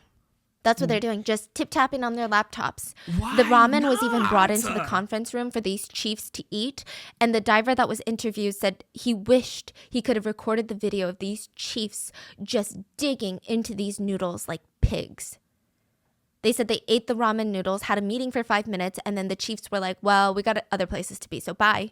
He was sickened to see that the chief of the West Coast Guard went to a press conference like immediately after this, the whole ramen debacle, in his uniform with all of his badges and stated, as of today, 164 vessels, 24 aircraft, 178 special rescue workers are doing our best in conducting a search of the area. But the civilian diver had no words. Just no words. But he's not alone. Many of the civilian divers came forward anonymously later to say that the Coast Guard would not let them do their job. And it wasn't even a job, they're volunteering. Just wouldn't let them do it. It was just nonstop like, oh, come meet my colleague. Oh, are you sure that's up to code? Your diving suit? Are you sure? What is it made out of? They're like, what is your deal? What the fuck? Let us go save some children right now. I So would've the jumped. parents, I now would've remember been how the jumped. parents Fuck wanted to that, rent a nigga. boat to go out to sea for themselves and to save their children. Well, the very first day, a group of the parents do rent a boat and they go to report back to the others what's going on. And one dad screamed, "They told us civilians can enter the water, but the Coast Guard can't." What is this? What? They're basically saying, oh, you want to dive in and get your kid? Dive in and get your kid, but we can't. He's screaming, what is this? What is this? The civilian diver, one of the civilian rescue divers, had volunteered to go on the boat with them. And he was explaining, like, with these conditions, the Coast Guard should be going in. The conditions are calm. This is like optimal rescue conditions right now. Earlier that day, civilian fishermen were trying to break windows to save people, but the Coast Guard said, no, we can't do that. So they can't break windows, they can't go into the ferry before it sinks to save people. And now that part of the ferry is sunken, they can't try to rescue people by diving. They can't do anything. What are you doing? Why do you exist? Why do you have a job? Pointless. A reporter asked a parent who saw the ferry sinking and said, and what are the Coast Guard doing right now? And he says, as of right now, there's nothing they're doing. April 16th was the morning the boat started listing, okay? Now, at 10:52, reporters went out to the scene and still nothing was being done. 10:52 p.m. A whole day had passed. Like 14 hours later? Yeah, and nothing was being done. Let me show you What is that? how calm the waters were. You're saying 14 hours later the boat's still sinking? Yeah, it's still actively sinking. And this is like, you need to dive in. So what happens on these boats is time is of the essence. Of course, the golden hour was the first hour and a half that the boat even started listing, way in the morning at like 9 a.m. when the captain was like, tell everyone to stay in their cabins. That was golden hour. Almost everyone could have been saved had they just gotten to the deck. They would have been saved, okay? Now, the next golden time was considered the next 72 hours because there's actually a phenomenon that's quite common where there's air pockets inside of boats. So these divers need to go in and get these people inside of these air pockets. So if you're in a room where no water has seeped in, which is sometimes possible, you're alive. Yeah. You have about 72 hours. Yeah. So these divers need to get down there and hope that there's a lot of air pockets. Yeah. Even there, if there's one person, they should be doing everything. Yes. This is how still and calm the water was. Do you see how it's dark? Where are all the Coast Guard vessels? Where are the divers? This should be lit up like a command center. This should be lit up like the 4th of July. This is what it looked like. Nobody there. It's the most peaceful water. There's no waves, really. That is the most Nothing. No one's out there. Sad During press shit. conferences, the Coast Guard made it seem like it is pure chaos out there with our rescue efforts. We've got how many ships, how many people? Oh, you guys, South Korea, just you wait. Coast Guard's got you. This is what it looked like. They said the water was as calm as a lake. There wasn't a single wave, but nothing was being done. You could still see the ferry. It hadn't fully capsized yet. There were no rescue efforts. I mean, imagine the anger of the parents seeing that and they can't do anything for their children. They were yelling at their boat to the Coast Guard, do something. They screamed, they're alive, you have to rescue them. The Coast Guard never responded. All they did was circle the Sewol ferry over and over. What's their excuses now? They said that they had to survey the area. That's like the thing that they constantly say in this whole tragedy is they needed to survey the conditions. They needed to make sure they could go in. I ain't gonna elaborate. I don't get it. Who's in charge? I'm so confused about this. Every Coast Guard official is saying a different thing, but all of them have the same message of we're doing everything we can. I almost but just nobody's punched doing bro. anything. Okay, so it sounds like there's someone from the top not letting them do something, right? So it's speculated. It's not that they were not letting them do something, but they had no idea how to do anything. The Korean Coast Guard was not trained for search and rescue. No. They can dive in and pull people. So they're like, we're probably going to die. So they were allegedly just telling the Blue House, whatever you're suggesting we do, we're not capable. We can't do it. Then where's the capable people? But they didn't say we're not capable. They're like, conditions won't let us. But the condition is too bad. But the fiance asked the condition is too bad. So then I don't think South Korea would then go to the US and be like, hey, the condition is too bad. Y'all get in there. A lot of these politicians, it was like a balancing game. They want help, but they're reputations depend on them not asking for help, Then they whether it's shouldn't from be different in departments fucking- in Korea, whether it's civilian rescue divers, whether it's the US Navy. They did not want to ask for help, but they themselves did not have the competency to do the search and rescue, but they couldn't admit to that. So I'm gonna just let So they're 300 all kids just like die, shifting bro. blame Like, that's around. just- So that's for just- president, that's just such a logical thought process. Hey, I can't do this, and if I don't do it, then 300 kids are gonna die. But I can't ask you for help because then you would look at me like, oh, he's weak. Oh, he doesn't know what he's doing. themselves did not have the competency to do the search and rescue, but they couldn't admit to that. So they're all just like shifting blame around. So for President Park, I imagine it's embarrassing that you don't have a team of qualified people to do search and rescue. Ooh, like in your whole nation. Like imagine the US Navy fucked up this bad. You don't think America would be like, I guess we're not a cool, powerful nation. I guess we're ass. It's just a lot of like reputation control, and none of these Coast Guard officials wanted to be the one to do it. America's Because there's still like 5 ass, different though, Coast like- Guards. That's another No, huge no, no. problem. It's not Yes, America is ass, but we wouldn't let this happen though. It's the fact that kids were involved and the South Korean government wasn't throwing every single resource at that problem, bro. These niggas was laid back, twiddling their fucking thumbs up. like reputation control, and none of these Coast Guard officials wanted to be the one to do it. Because there's like 5 different Coast Guards. That's another huge problem. It's not like, oh, just US Navy. Okay. Because then you have a top dog that's like, okay, well, if the president doesn't want to do anything, I gotta at least do something, right? But there's like the Mokpo Coast Guard, the Coast Guard of the West Coast, the regular Coast Guard. There's so many people involved that they're like, well, let's just see if they do something. Because we don't want to do, because what if we do it and we fuck it up? Then it's on us. So we just wait. Like they want to do something, they can do it. So they're While all kids are bystanders. dying. They're all bystanders. They care more about their reputation and their careers. Yeah, the parents are screaming, what are you doing? You need to do something, get in the water. And they even screamed, I'm not saying this is easy work, but you need to at least show that you're trying. There are survivors in that ship. What is wrong with you? It's so heartbreaking because a dad on the boat tries to jump into the water and everyone tries to stop him. And what's crazy about this is that the Coast Guard official documents report that they were doing underwater rescue efforts at that exact time that the parents are out there watching them. There was no such thing. So how do your report say that you were doing intensive underwater rescue? Niggas is just They lying stated on that they did rescue reports. all night That doesn't long, even but surprise all me, they bro. did was get on a little boat and circle the capsizing ferry. At one point, one of the Coast Guards drives up close to it and just like knocks on the ferry. It's like, a parent who saw that said, I can't believe I was inches away from my child and all I could do is helplessly watch him die. So the parents, the reporters on this boat that saw this, they saw the discrepancy of no actual rescue efforts being done. They recorded videos of it, sent it to all the major news network. So the reporters on there were a lot of trusted reporters by parents.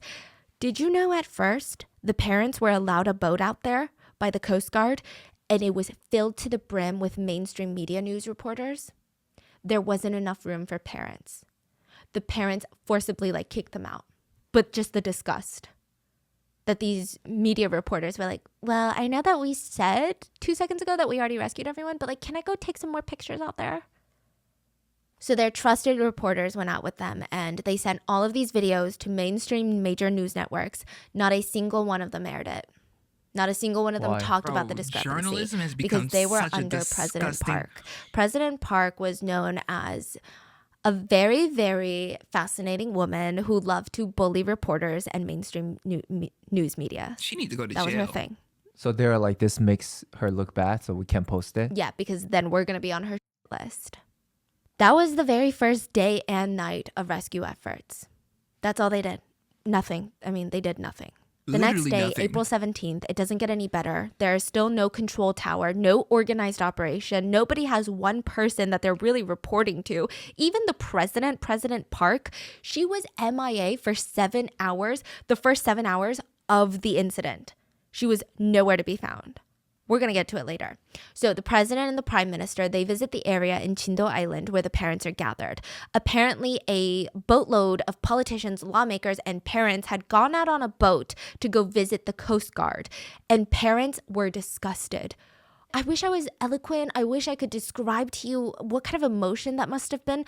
But the parents said they stood there and they watched the Coast Guard point at maps. They watched the politicians in suits go, It was like watching people pretend to do a job. It was like watching a skit. They felt like they were losing their minds. The Coast Guard is saying things that they know are not true. Like, we worked so hard last night to do underwater rescue. Oh my God. They're pointing at random maps, pointing at pictures of inside the Sewol ferry. Parents get out onto the dock of the Coast Guard vessel and they see divers go under the surface of the water, kind of like flap around for 5 minutes and then come back out. They said it's like a sick joke. Like everyone's pretending. Like I imagine I would want to shake someone by their shoulders. I would. Like, hello? Can you wake up? Like there's people dying. The parents decide that they can't trust anyone. So they start their own task forces and have coordinated group chats to relay information in a clean and orderly fashion. Yeah. They were more informed than the Coast Guard. Oh, God. One parent actually confronts a government official who tells him, we were doing rescues all night. The parent gets in his face and says, stop lying and manipulating the news and look me in the eye and tell me you were doing rescues all night. The government official seems shocked and tries to grab his phone and call someone like, we were. The government officials actually seem shocked that the parents have such up-to-date information. I guess they didn't think that the parents would be that coordinated. Like, parents would call them out for every single discrepancy and they were shocked. And every single one of them has... A parent that loves their kid, bro, I swear, if their kid is in danger, they develop superpowers. On God they do. I need to have a kid so I can get some superpowers. I'm not having a kid. What the hell? Bro. I couldn't have a kid, bro, because what if they go through something? Like, what if they get hurt? I would lose it. I would actually lose it. No. I wouldn't be okay ever again if I ever lost a child. My parents, even though we may disagree, one of the strongest folks I've ever known, bro. Parents would call them out for every single discrepancy and they were shocked. And every single one of them has the same reaction. They're saying something so confidently. We rescued this many people. Oh, this is what we've been doing. The parent confronts them with their lies. They all grab their phone and call someone. One of the parent literally goes, why are you lying to me? We have our parents on a boat out there. I just talked to them. That is a blatant lie. The government official goes, and they were at the Coast Guard boat? Oh, and he grabs his phone. Like a fucking NPC. 여보세요. Despicable. Despicable. I mean...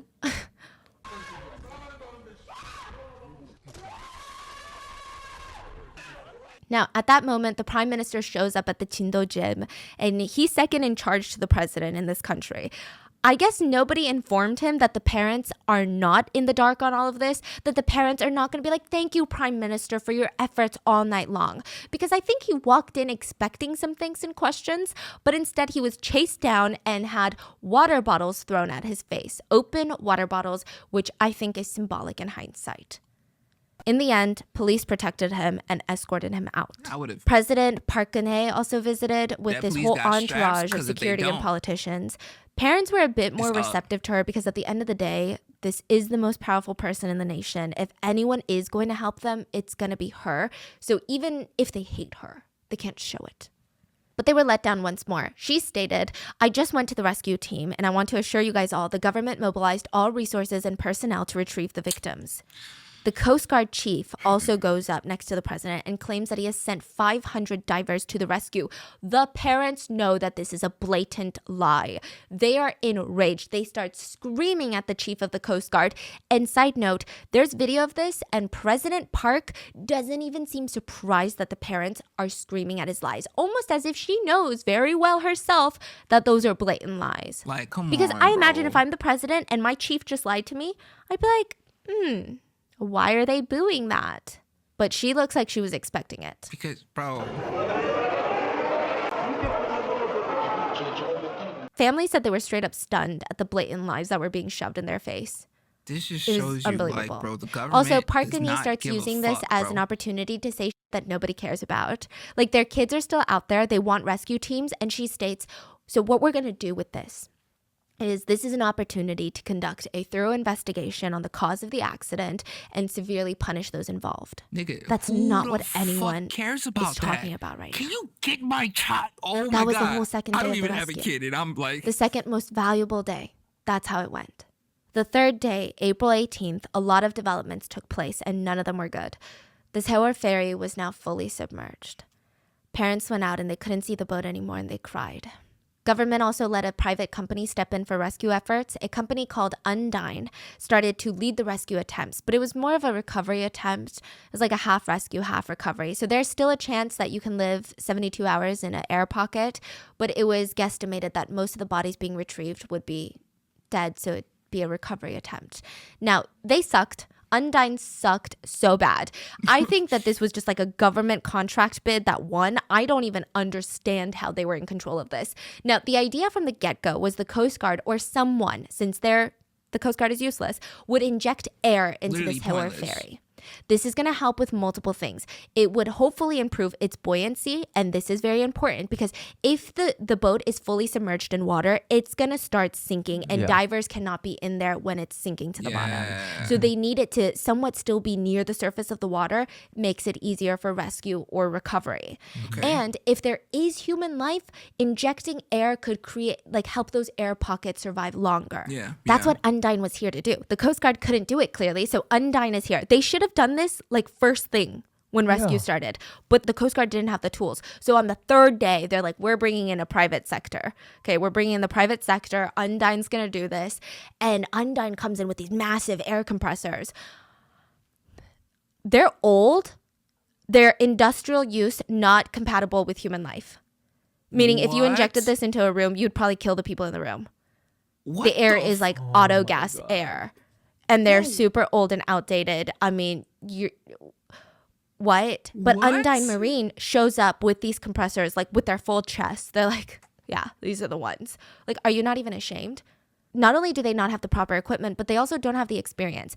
Again, the U.S. Navy was nearby and offered their assistance once more. They said, we have new compressors, and we also have qualified professionals that utilize these compressors and have done rescue efforts such as this one. Help again? They were denied. South Korea said, thank you though. But no. This day also marked the first discovery or recovery of bodies. 3 bodies were recovered by civilian divers, but mainstream media said all of it was due to Undyne. Undyne recovered these bodies, and that makes me so mad because these civilian divers gave up a lot to help. They were not part of the Navy or the Coast Guard. They were moms and dads, corporate employees, professional divers in other industries. They were stay-at-home parents. The only thing that these divers had in common was that they liked to dive, they were good at it, and they wanted to help people. So they left their homes and their families to drive to this southern part of Korea to do the most important dive of their lives. Many of these civilian divers would end up permanently injured, paralyzed, traumatized, depressed, and some would even lose their lives because of this dive. Jesus. They told each other, minimize shock when you're down there. Shock is no good for anyone. The divers all made a pact to not look the students in the eye. Because once you do that, you will never be the same, and it will make it harder for you to go back down underwater. They talked about how it was the hardest thing. The ones that drowned, they would have to recover their bodies, right? So their families could put them to rest. But there was so much debris in the water because think about this big ship. There's so much things falling apart. Walls were collapsing and the hallways became narrower than your shoulder width. A lot of them had to squeeze through hallways. Bad weather delayed the use of a diving bell, so they had to use these super flimsy, flexible air hoses. But if they're twisting and turning in there, it could easily snap, break, or it could be folded to a point where they're not getting air anymore. It could get caught in things. It was very, very dangerous. They had to go down in teams of 3, and they would never forget the things they saw. There were bodies in life jackets floating around in the ship now, and the divers had to reach up, grab the bodies, and hug them so that they wouldn't keep floating up. They would find a window that they could break and get rid of all glass and debris. Then they would carefully push the body through the open window so And that it they would could float to the top. surface. Oh, If a body was found without a life jacket, 2 divers, one diver would have to wrap their arms around this dead body, and the second diver would have to pull them through a rope to the surface. The divers said they found many of the students hugging each other, holding each other, or tied together. They said how hard it must have been for those kids. With the cold water rushing in and the darkness coming over them, I thought to myself, why did I even offer to volunteer with this if I can't even save one life? Most of the students had broken fingers. They tried till their very last moment to break the doors or windows to escape, breaking their fingers in the process. After seeing this, a lot of divers would never be the same. Kim Sang-wol, one of the civilian divers, said he was at home when he watched the news and his diver buddies called him up and was like, you need to get here now. We need to save some kids. So he drove hours from his house in Seoul to the southern coast. He spent 2 months away from his family, risking his life to squeeze into these small openings, these dangerous conditions, to find bodies. They worked in 3-hour shifts. He did it for 2 months? 2 months. God, 3 hours of rest, 3 that. hours of diving, 3 hours of rest. But like the other divers, he was having a hard time resting no matter how exhausted he was. The stress of the dives wrecked his body. The anxiety wrecked his body. Finding these water-bloated corpses of children, he said he could never get that image out of his mind and he had nightmares anytime he closed his eyes. He said, we were touching each of these children with our bare hands as we brought them up. Even now, I can't hold my wife or children. I can't stand skin. In addition to the psychological trauma he has, he suffered a shoulder injury that needed surgery. So while he was diving, a luggage compartment in the Sewol broke open and massive luggage tumbled straight onto his shoulder. He had to get surgery, and he says he drinks every day now. He just drinks because it's his medicine. In the end, his biggest regret isn't even volunteering. His biggest regret was getting there too late. He said, I couldn't even save one person. Many of the civilian volunteers, they all went through so much. So 43-year-old Kim Kwan-ong, he helped bring back 25 bodies. At one point, he lost consciousness during a dive, got swept away in the current, was saved, had to go to the ER for treatment. He stayed in the hospital for 3 days. The minute he got back out, he was back in the water. He went into places where the Coast Guard weren't even attempting to go, not even pretending like they were going to go. He went to places the Coast Guard deemed too dangerous, and he brought back children in his arms. He said, the victims were tangled together in their utter terror, and I prayed and cradled each one of them as I brought them up. Jesus, the divers did their best while the country did nothing. The country did nothing, especially for the divers. Do you know what the divers got in exchange for their contribution? Nothing. Okay, his only thing that he got, the only reason he did this was for the families of the victims. Yeah. To give them closure. Yeah. And to do right by the children of the nation. Like, but I know his body they didn't was expect. wrecked. I know they He didn't cannot expect dive nothing. anymore. He has mounting. But the country South Korea didn't give them anything. Nothing. Okay, his only thing that he got, the only reason he did this was for the families of the victims. Mm-hmm. To give them closure. And to do right by the children of the nation, but his body was wrecked. He cannot dive anymore. He has mounting hospital bills. He has paralysis in his left thigh. The government refused to deem the 39 injured civilian divers during the search operations as wounded by righteous causes, which would allow them to get health benefits and not have medical bills. In fact, the government actually turned their back on volunteer divers. They tried to charge a few of them for negligence when a diver died during a mission. They said, well, it's because of you other divers didn't check his equipment. But the Coast Guard was never held accountable. Divers had to go to court to explain, I am not responsible for another diver's death. I am just volunteering to save bodies. The divers that all tried while the Coast Guard did nothing, they were being used and abused. In 2015, Kim testified about the trauma that he suffered from handling all the dead bodies during the rescue efforts. He said he cannot forget it. He will never forget it. And in 2017, he took his own life. His final text to his loved ones were, I'll see you in a better place in the next life. I'm sorry.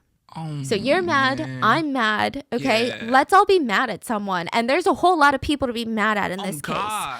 Chonghejin Ferry Company, the Coast Guard, the former president, and mainstream media. So let's talk about Chonghejin Company first. The Ferry Company, this is the connection to the last episode if you listen to it. And the Ferry Company's sick obsession with overloading the cargo on their ferries. So this particular ferry, this Sewol, had a capacity of holding 90 vehicles. On that day, there were 124 cars and 56 trucks. Wow. None of them were properly secured. None of them were even tied down. They were just driven onto the cargo port and just left on park.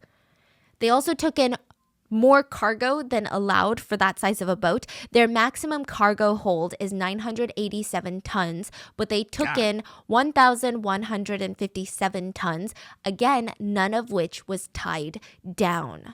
Do we know why the person at the beginning turned the boat so much?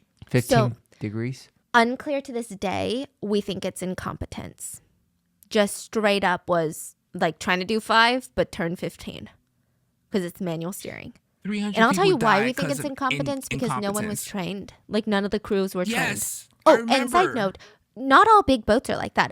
Many big boats can turn at even higher degrees and be fine. But this specific boat, it was like a industry known thing between this company that this boat can only turn 5 degrees because it's unbalanced. It's not a universal boat thing. It's like this boat can only turn 5 degrees. Now, it's not good to do a lot of degrees of turns, but still, this is crazy. The boat starts leaning to the left, which causes all the cargo in all the cars to slam to the Hold on. Did they not run regulations on these boats, bro? Isn't there a certain baseline that all boats have to meet?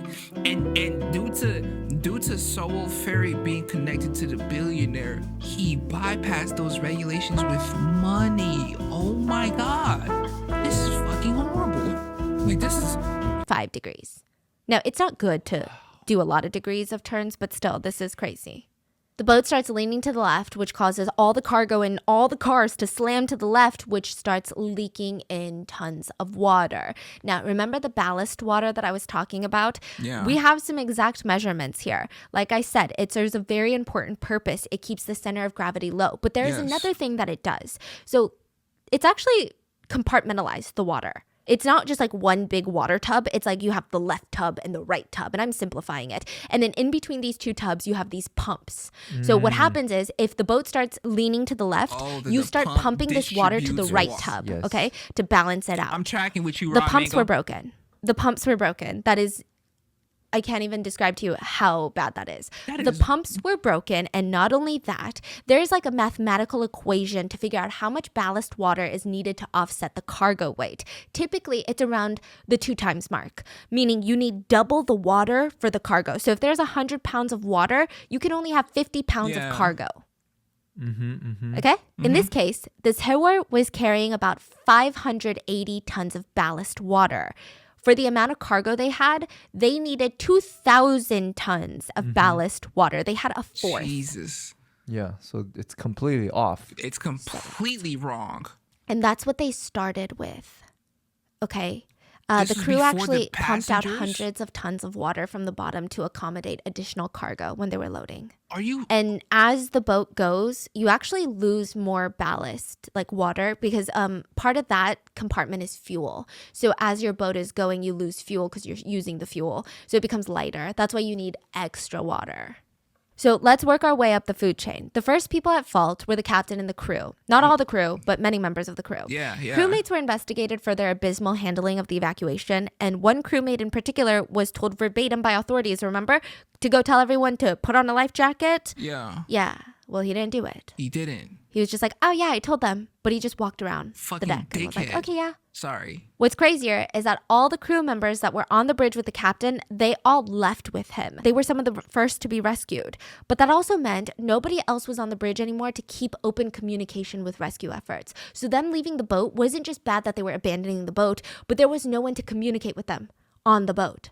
So all these Coast Guards are like, we're trying to talk to people on the boat, but like nobody's on the boat because you guys are all here. That's cool. A former U.S. Coast Guard investigator believes if those announcements of every passenger to stay in their cabin were not made, the passengers most likely, just human nature, would have gone to the deck to see what was going on. Yeah. Then they would have become easily visible and more easily accessible to rescuers. Bro, this is the, Now, of course, it's heavily discussed and speculated how much of this announcement played a role in the deaths. passenger coup, a survivor, said that the passengers were trapped inside by windows that were very hard to break. He said he actually wanted to escape earlier, but those nonstop announcements kept telling him to stay put. He said the rescue was horrendous. We were all wearing life jackets. We all had time. If people had jumped into the water, they could have been rescued from the water. Like, bro. Another survivor said, the announcement told us to stay put, but the ship was already sinking. There were a lot of students who didn't get out of the ship in time because of those announcements. Okay, fine. So the captain and these crew members, minus a few of the hero crew members, they are horrendous, but how do they f up so majorly? Like, that doesn't even make sense. How do you even not have a loose plan on what to do in situations like this? That brings us to the company that owns the Sewol Ferry, training. Marine Company. Chongjin Marine is like a different kind of evil, okay? This is in connection with our last episode. Chongjin's company's biggest shareholders are owned by another company that is controlled by a billionaire church leader founder Yu Byung-eun's two sons. Nuts. And in recent years, it was discovered that the Yu family received a total of at least $3.82 million from the ferry company. They got paid out, like about $4 million from this ferry company. And you're like, okay, that's great, right? That means the ferry company is doing well. No, the ferry company was in financial ruins. Yes. The year before the sinking, they reported a loss of $800,000 that year. Damn. They were cutting down on spending because the bottom line wasn't making sense. And you know where they were cutting down on spending? It was not to give their shareholders money. It was in the training and safety department of employees and new hires. Yeah. Prosecutors discovered that so much money was being funneled to the billionaire family, nothing was left for the actual company. Nothing was left to train the employees. I remember. The company was so starved of funds that they spent only $2 on the safety training for the Sewol's crew members. $2. You get hired, the company spends $2 to train you. And do you know what that money was spent on? It was not an actual training. The $2 was spent to buy a fake paper certificate that said you are now qualified to be a crew member. You have done your safety courses. It wasn't life even jackets, training? life rafts were left uninspected for the Sewol's crew members. $2. You get hired, the company spends $2 to train you. And do you know what that money was spent on? It was not an actual training. The $2 was spent to buy a fake paper certificate that said you are now qualified to be a crew member. You have done your safety courses. Bro. Life jackets, life rafts were left uninspected from the 90s. And the life jackets weren't even stored where they were supposed to be, which is on the upper decks or near evacuation points. They were stored in the passenger cabins. Crew members who worked for the company admitted in interviews they would have had no clue what to do in case of an emergency. They've never had an evacuation training or a drill. To put it in perspective how horrendous that is, the U.S. Coast Guard regulations require passenger vessels to hold an abandoned ship drill and fire drill every single week. And it's not even like a hee ha ha we did it moment. You have to lower a lifeboat onto the water and start the engine of that lifeboat. That is the full drill. So it's a full-scale drill. Yeah, that sounds... Clearly, the Sewol did not do this, and Korean Coast Guards never regulated or followed up to any of the drills or training. But that still doesn't explain why the ship sank. Well, we have the overloading of the cargo, we have the ballast water, but there's actually more. All of that is making the balance of this boat just unstable, okay? It's becoming more and more top-heavy. The center of the gravity is not good right now. Yeah. But it was worse because Chongjin bought the Sewol Ferry from another company and modified it and added 2 more levels on top to accommodate passenger cabins, which would bring in more money for them, raising up the center of gravity even more, making it extra top heavy, which you don't want. They also underwent major renovations to create an art gallery where, you guessed it, they housed Mr. Yu Byung-eun's art, or should I say Ahe's art, that he would sell to them at inflated prices. But that In the so boat? trash. In the boat, there was an art gallery with... Oh my God! It is greed! This all happened because of greed? Again? I'm telling y'all, the spirit of gluttony that lives within us is our downfall.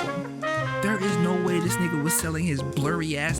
Yu Byung-eun's art, or should I say Ahe's art that he would sell to them at trash-ass inflated prices. We should say that In the instead. boat? In the boat, there was an art gallery with, also more weight was added because they added these marble slabs, thick marble slabs to showcase his work. Bro. And the company knew that what they were doing was dangerous. You can't even act like they were ignorant because it was discovered that between 2003 and 2011, Cheonghae-jin had 5 crashes prior to the sinking of the Sewol ferry.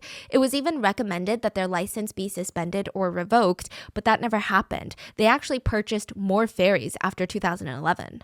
They were also asked in 2003 to stop using the Mangol channel because you don't know what you're doing in there. You guys were in an accident in there. But they continued to use it because it shaves off a precious 7 miles on the trip to Jeju, which is 7 miles of fuel that they're saving on. Also in 2011, Cheonghae-jin Company tried to board a passenger ferry, I think in the Han River, where it's during holiday season. The maximum capacity for that ferry was 200 people. They tried to board 500, and the only reason that a tragedy didn't occur is because passengers on board threatened to riot. They were like, no, you're not going to board that many people. This is insane. 500? But that's how blatant they were in bending the rules and putting lives in danger. Dock employees had even complained that anytime they helped load or unload the Sewol, it would just roll around in the water.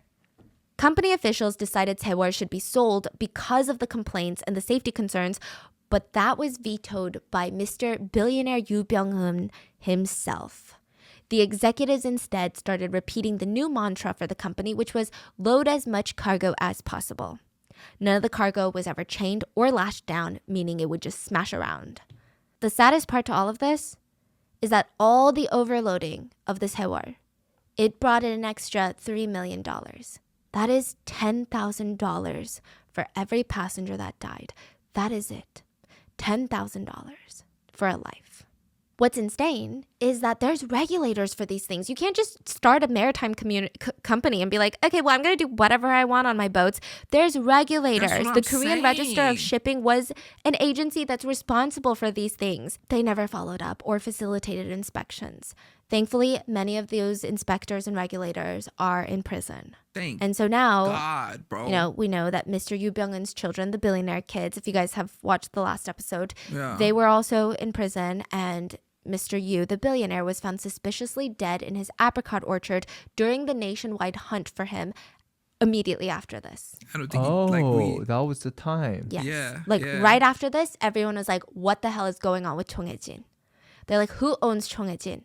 Oh, the major shareholder is this random company. Well, who owns that company? There was a man. Yes. Now, it is speculated, and I think all these people should be in jail, by the way, but it is speculated that the manhunt for them was a very smart tactic for the President Park at the time, because she was putting a lot of heat on the family versus government response. She was saying, I mean, government response was bad, but like, this is the reason it even sunk in the first place.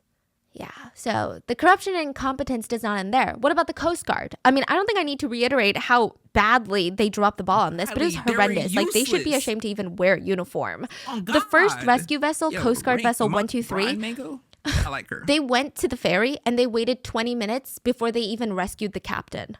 Because they're like, well, we got here, but we don't know what to do. So they just sat around until someone was like, I guess you could send a small boat and try to rescue someone. Do you see anyone? They're like, yeah, we see some people on the deck. They're like, okay. It was also revealed that the Coast Guard not only refused to rescue people essentially, but they made it harder for civilians or other nations to help. So when civilians came and they're like, I'm going to try to rescue people, the Coast Guard was like inspecting their stuff, looking at their stuff. Like, I don't think you shouldn't do that. Where's your license? Do you have a fishing license, or were you out here illegally fishing? I ain't gonna lie. I'm trying to save people. I'm trying to do your job.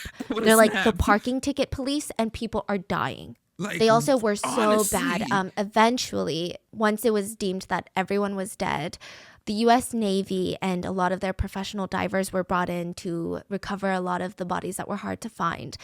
The U.S. Navy took one look at how the Korean Coast Guard was handling things and said, unless you fix this list of insanely abysmal conditions of safety, we are not sending a single American in there. So the U.S. Navy and professional divers were finally, after like months, asked to come in and rescue some not rescue, but recover bodies. And the U.S. said, okay, fine, we'll go take a look. The Navy looks around where the ferry had sank. They have a list of the most egregious safety violations that they'd ever seen. And they're like, we are not sending a single American into the water unless you fix all of this first. And the Korean Coast Guard was like, then I guess we'll just figure it out ourselves. They just refused to make it safe for anyone to dive. It was bizarre. What? The US Navy was like, this is bizarre. Just how unprofessional and unsafe, and ultimately how annoying you're making this and impossible for people to even help you. Like, the Korean Coast Guard finally said to the US Navy, pull up and help us. The US Navy said, bro, you're going crazy on these lists of bad things. Fix it.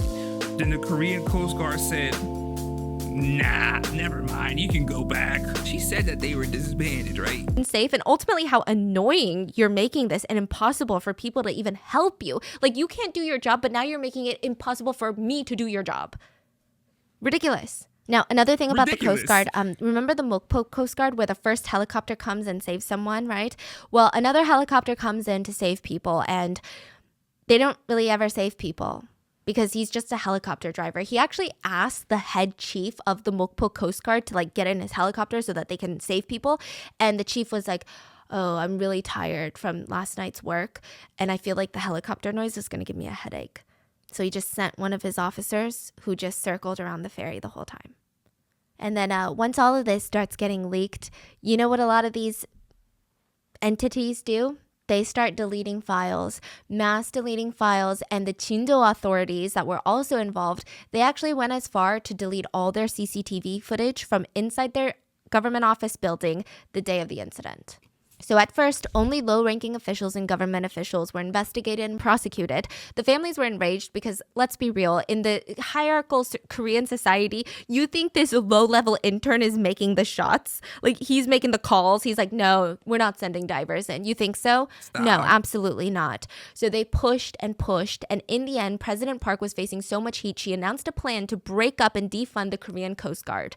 She created a new department, but honestly, it's just a PR move.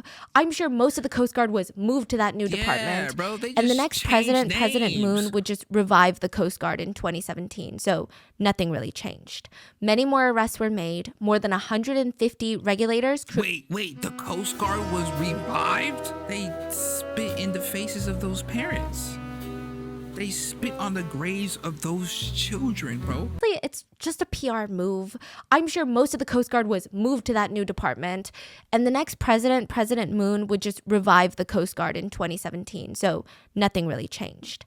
Many more arrests were made. More than 150 regulators, crew members, ship inspectors, and officials were indicted, including the captain of the Sewol ferry. He was charged with murder. Yeah. And he said, I bow my head, and I just thought if people were leaving the ferry without the proper equipment, they would drown or drift away in the water.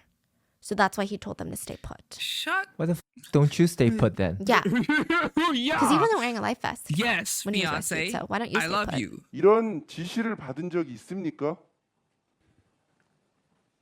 기억이 없습니다. I would have With punched that that nigga much immediately. guilt and also public hate and scrutiny and a criminal trial, I would rather have died on the boat. So Yeah. I just think it's so fascinating that some people have such a strong will to live that you would rather kill people to live. Nobody cared what he had to say. In the end, he was found guilty of murder and sentenced to life imprisonment. He was later acquitted and received 36 years in prison instead. What? Bro. He was later acquitted? Imprisonment. He was later acquitted and received 36 years in prison instead. What? Yeah.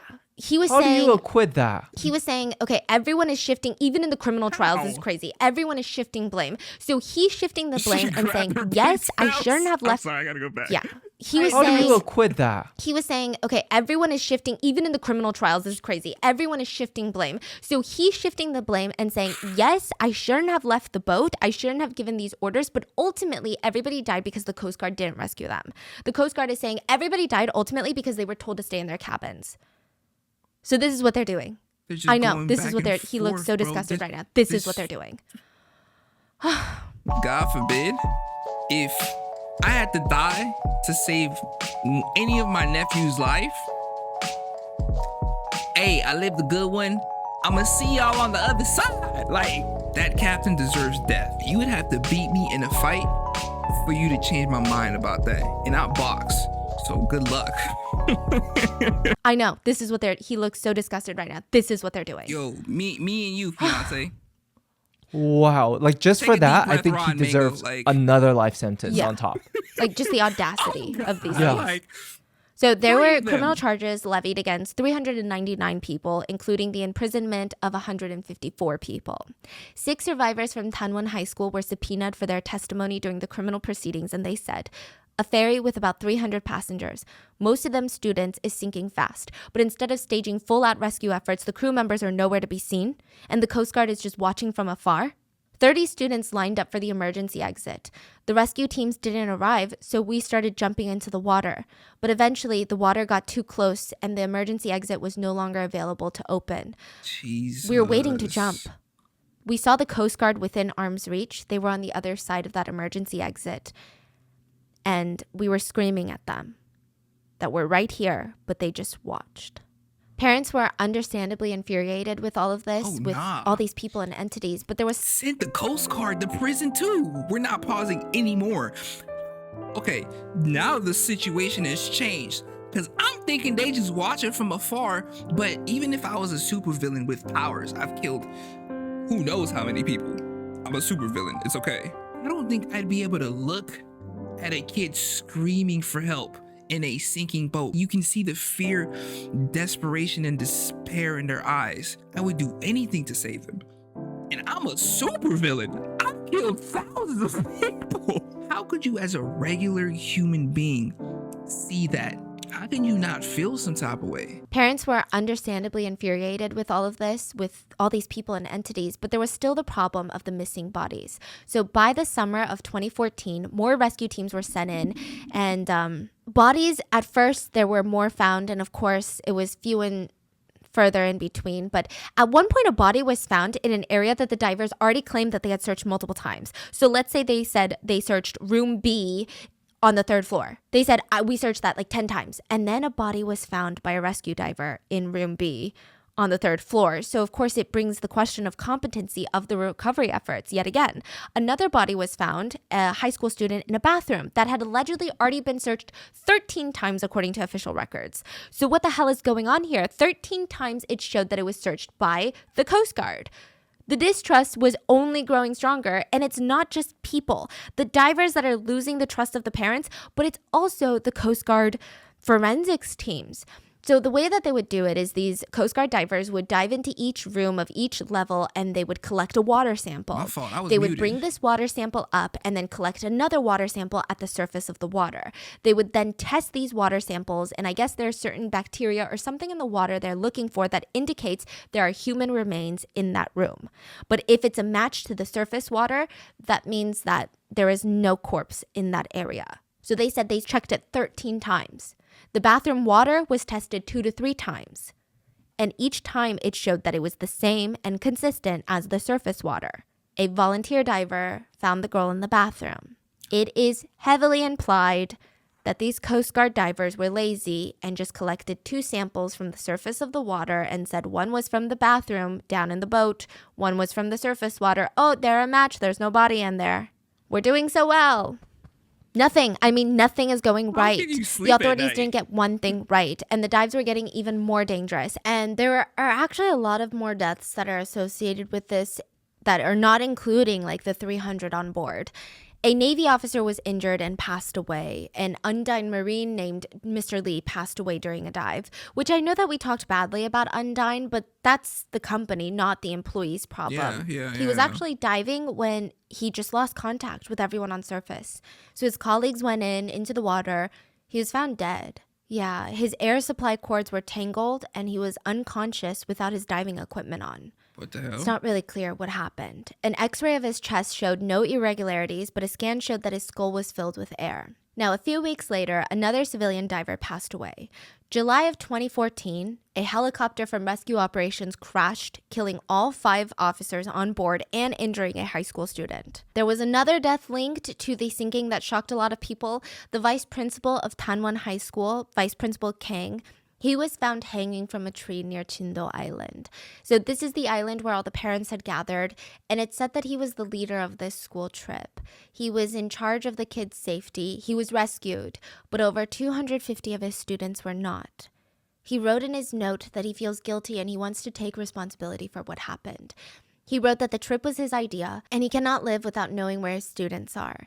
He wrote in the letter that he wonders if he could still be their teacher on the other side. In death. He asked his ashes to be scattered around where the ferry went down. Now, the sad part is, before his death, a lot of parents took their anger out on him, and so did a lot of Korean news media outlets, like a lot of adults. But when he passed, students and survivors alike, they went to his memorial in uniform and paid their respects and said he was an ethics teacher. So I wonder if it was really hard for him. He was a good person and he really cared for students. I don't think anyone should be blaming him. Again, another instance where I feel like a child is sometimes more wise than an adult. After the memorial, the hearse carrying his body circled around the school one last time. He was survived by his wife and 3 children. At least 3 parents have taken their own lives after losing their children in the Sewol ferry. One of the fathers took his life on the 1-year anniversary of the Sewol ferry tragedy. Many families have completely disintegrated, divorced, fallen into addictions, financial distress. Damn. One mom said, "You just have to cry when it's hard. There's no way around it. No one, nothing can console you or help you. When I miss my son, I go lie in his bed and I hug his pillows and I smell his smell and I cry." Many families have left their children's room exactly the way it is, not touching a single thing, almost as if these students are going to walk in through their door with their backpack. Jesus, bro. Most families hate spring. April is like the best season in South Korea. They hate it. One victim's mom said her husband, the victim's father, has these intense nightmares. And she said, "My husband constantly has nightmares, kicking his leg, even grabbing me by the collar. And one night when I hugged him, he just let out these screams and he cried like a baby.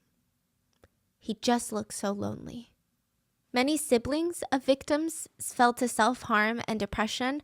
One sister has her birthday on April 19th, and for years, it was too hard, too painful for her to even celebrate. And for the first time, she asked her parents if they would like to join her for dinner for her birthday. So it's been very rough for these families, rescue personnel, but also the survivors. Survivors' guilt is a scary, scary thing. I think it's confusing. How do you even process that type of emotion? Who are you There was a telling, 71-year-old woman who was eating breakfast when she heard screaming. She saw people just sliding down the floor, so she grabbed a railing and saw everyone tumble like dominoes. She remembers going into shock, but this young man grabbed her arm and screamed, "Come on, hold on to me tightly." She was trying to let go and slide down with everyone because she was so exhausted. She's 71, but she's like, no, I can't hold on any longer. She said she was exhausted, but this young man never gave up on her and kept holding her arm. He grabbed her and pulled her up. He failed, so he pulled her up again, and this time it worked.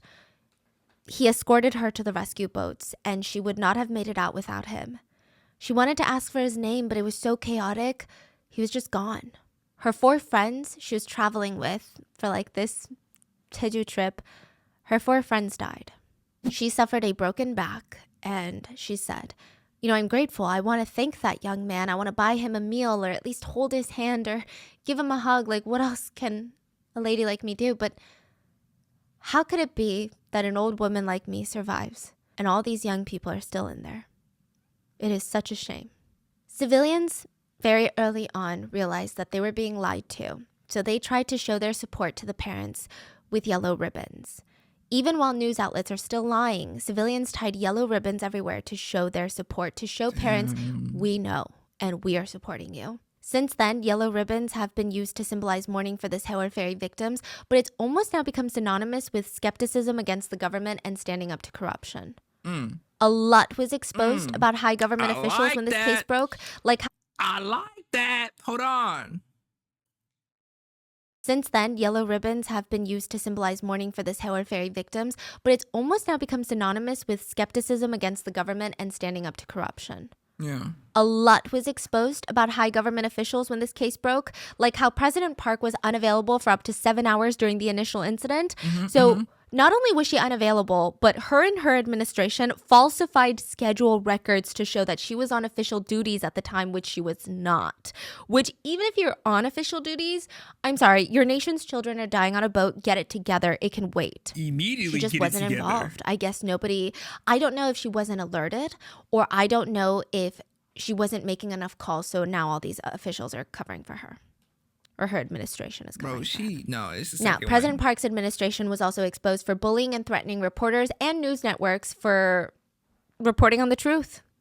They even indicted a Japanese reporter who shit on her for handling this tragedy in the way that she did, and Japan slammed South Korean prosecutors, and the chief cabinet secretary of Japan said, freedom of press should be respected, and that indictment was far out of the norms of the accepted wisdom in the international community. So it's clear. The president cares about her appearance domestically and oddly, very much so internationally, and that's it. And when she decided she was sick of people calling her out for her vile, disgusting behavior, she said this about this Sewol tragedy. It's time to overcome the pains and hardship from this Sewol incident and move on to build a new South Korea. No. We cannot stay No. trapped in the sadness and frustrations that have got me. gripped us for the past year. You got me fucked up. At this point, bodies were still being recovered. Not everyone has been put to rest yet. She was later impeached for corruption. This is a big part of it. Her ratings dropped drastically after this. And shamanism, oddly, were the reasons that she was impeached. We have a video on it, but anyway, not a great person. In the end, 9 bodies were still missing in the incident, and the parents stood by each other to make sure those victims came home to be laid to rest, which would ultimately lead to the Sewol being salvaged from the bottom of the seafloor, but it took a very long time to get there. The parents requested that the Sewol ferry be salvaged immediately because evidence, the bodies are intact, like, we need to do this, right? There are speculations that the government went out of their way to come up with a million reasons on why this was impossible. It's theorized that they were scared that the evidence would show incompetence. One big thing that got a lot of people mad was that out of 172 survivors, more than half of them were rescued by fishing boats and other civilians and or commercial boats that had nothing to do with the government. One survivor said, I wonder why the rescuers who first got to the ship didn't do anything about 100 or 200, I think, were trapped inside. They were just picking up the ones at the top. Now, can we talk about the salvaging of the ferry real quick? Yeah. Okay, this is crazy. 2 months, I think it was like 2 months Everything is after the crazy, sinking Ron of the Mango, I ferry, ain't gonna lie to 7 private companies brought in proposals. So this happens a lot with these sometimes natural disasters, sometimes national disasters.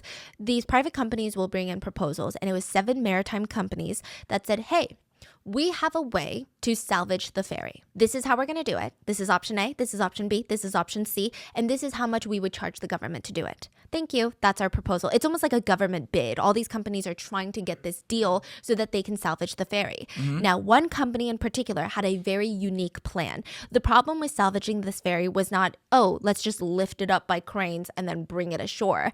It's not like that. It's so complicated because you have bodies in there. You have evidence in there. You want to keep these bodies as intact as possible. So there's a lot that you're working with, and it's in the channel, the Mangor channel, so there's a lot. So their plan was to tilt the boat onto its side again, because right now it was like inverted. Tilt it to its side, crane it onto a floating vessel, and salvage it there. That was like their plan. The government reads this proposal like 2 months after the sinking.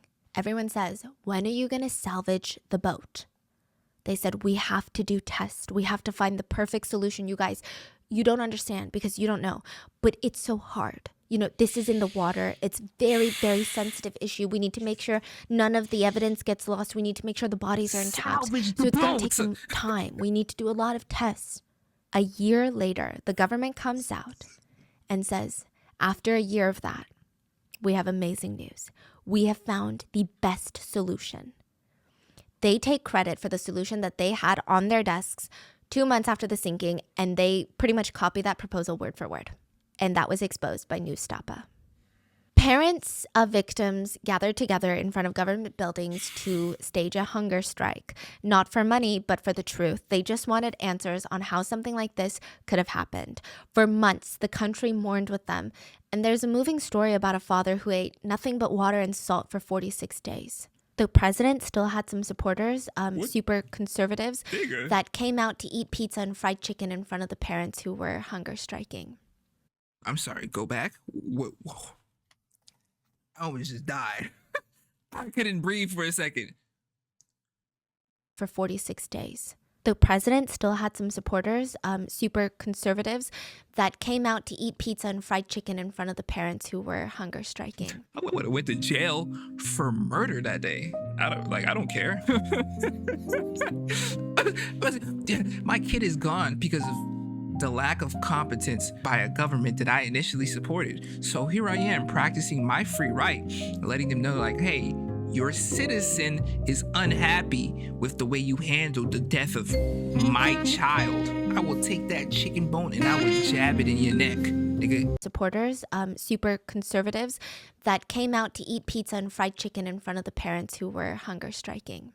I don't know why they defended the president, like that's your mom or something. I don't know why anyone defends any politician, regardless of what their beliefs are, so vehemently. Like, I mean, it's crazy. One parent stated, I don't need money, compensation, or trauma therapy. I just need the truth, please. That's all. And he formally bowed in front of lawmakers, begging for them to help.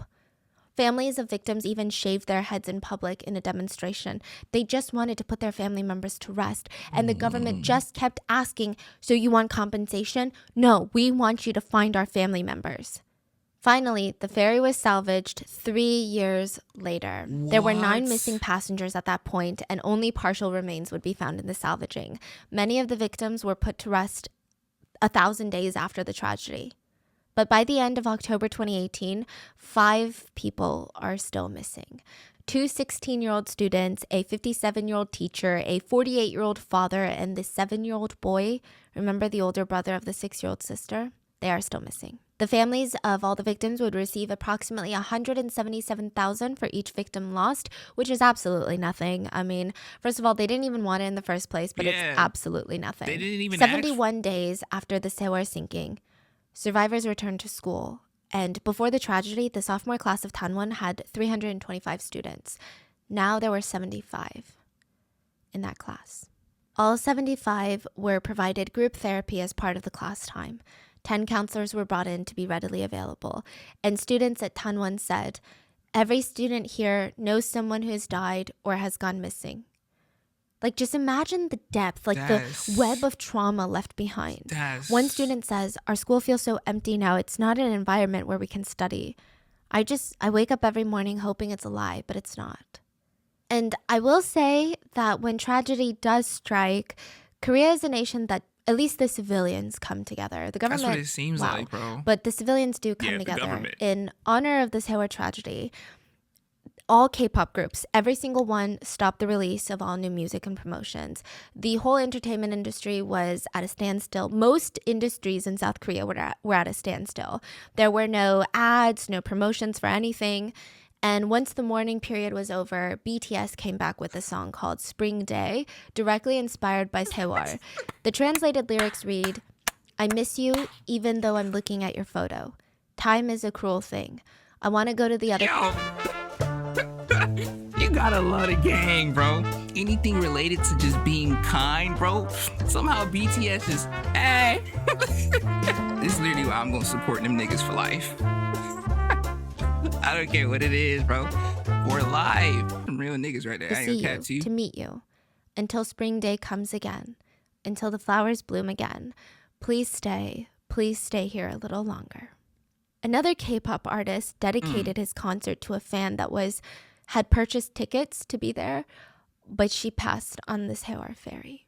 Shin Young-jae, of 4 Men, finished and produced a song called You Whom I Love, and the song was written by one of the teenagers that passed on the Sewol. His name is Lee Da-eun, and he wanted to be an artist one day. He plays the guitar, he writes his own lyrics, and his idol, his role model in life was Shin Young-jae. After the Sewol tragedy, his parents reached out, just not really expecting anything, but he finished the song and performed it in honor of all the victims. The lyrics translated are, to you who has suffered so much, you went through a lot, right? I want to hold you in my arms, and right now I hope you're dreaming sweet dreams. But we're sleepless at night thinking of you. I wish you could relax, but just know that I will always be here with you, right next to you. Many artists and idols wore yellow ribbons during performances to honor the victims. But I will end the very long video with this. A family member of one of the victims was asked, why do you think this happened? Why do you think the kids weren't saved? And he said, people ask that all the time. Why do you think they failed to protect the children? And I think above all, they just had no desire to protect the children. Golden time? All they did was lie. What are your thoughts on this case? And please stay safe, and I will see you guys on Sunday.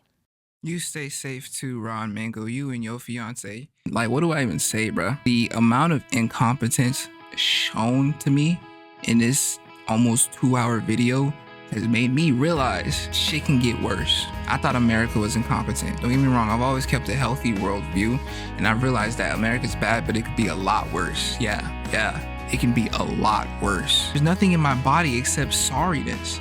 Like, this shit didn't have to happen. It could have been prevented in so many different ways. You deserve to go to prison for life if you look at a kid in a sinking ship screaming at you to please help. You just look at them and say, I can't. The unity South Korea showed is admirable. The actions BTS took and that other artist, I'm sorry, I forgot his name, admirable. Those boatsmen and boatswomen and those civilian divers and the parents, admirable, bro. Those are the types of people that should be in power. We're ending it here because this video is long, but I do want to say this. Take a deep breath with me. That was for me too, I ain't gonna cap to you. A day where you make it home safe and sound, regardless of how your day went, is something we should celebrate. As you can see, word, a lot of folks don't make it back to their crib. You waking up is something we should celebrate. I know it's small, simple shit, but it's the simple things that help renew our love for the cruel and unfair world we live in. So please, stay here and appreciate the fact that you're still here, okay? Okay. Enough for me. No, seriously, enough for me. It's been your boy Tribe Loui. Good day, good afternoon, good night, good evening, good morning, and most importantly, but unfortunately, goodbye. I'm gonna see y'all tomorrow. Gang. Yeah, it's the end. Leave a like and share it to your friends and your kin. When I post a video, I'm gonna need y'all to attend. Thank you for the view, but I ain't done with you. 2023, I'm about to be Jordan with the flu. Yeah, join the tribe. Yeah, join the tribe. I'm gonna need y'all to subscribe.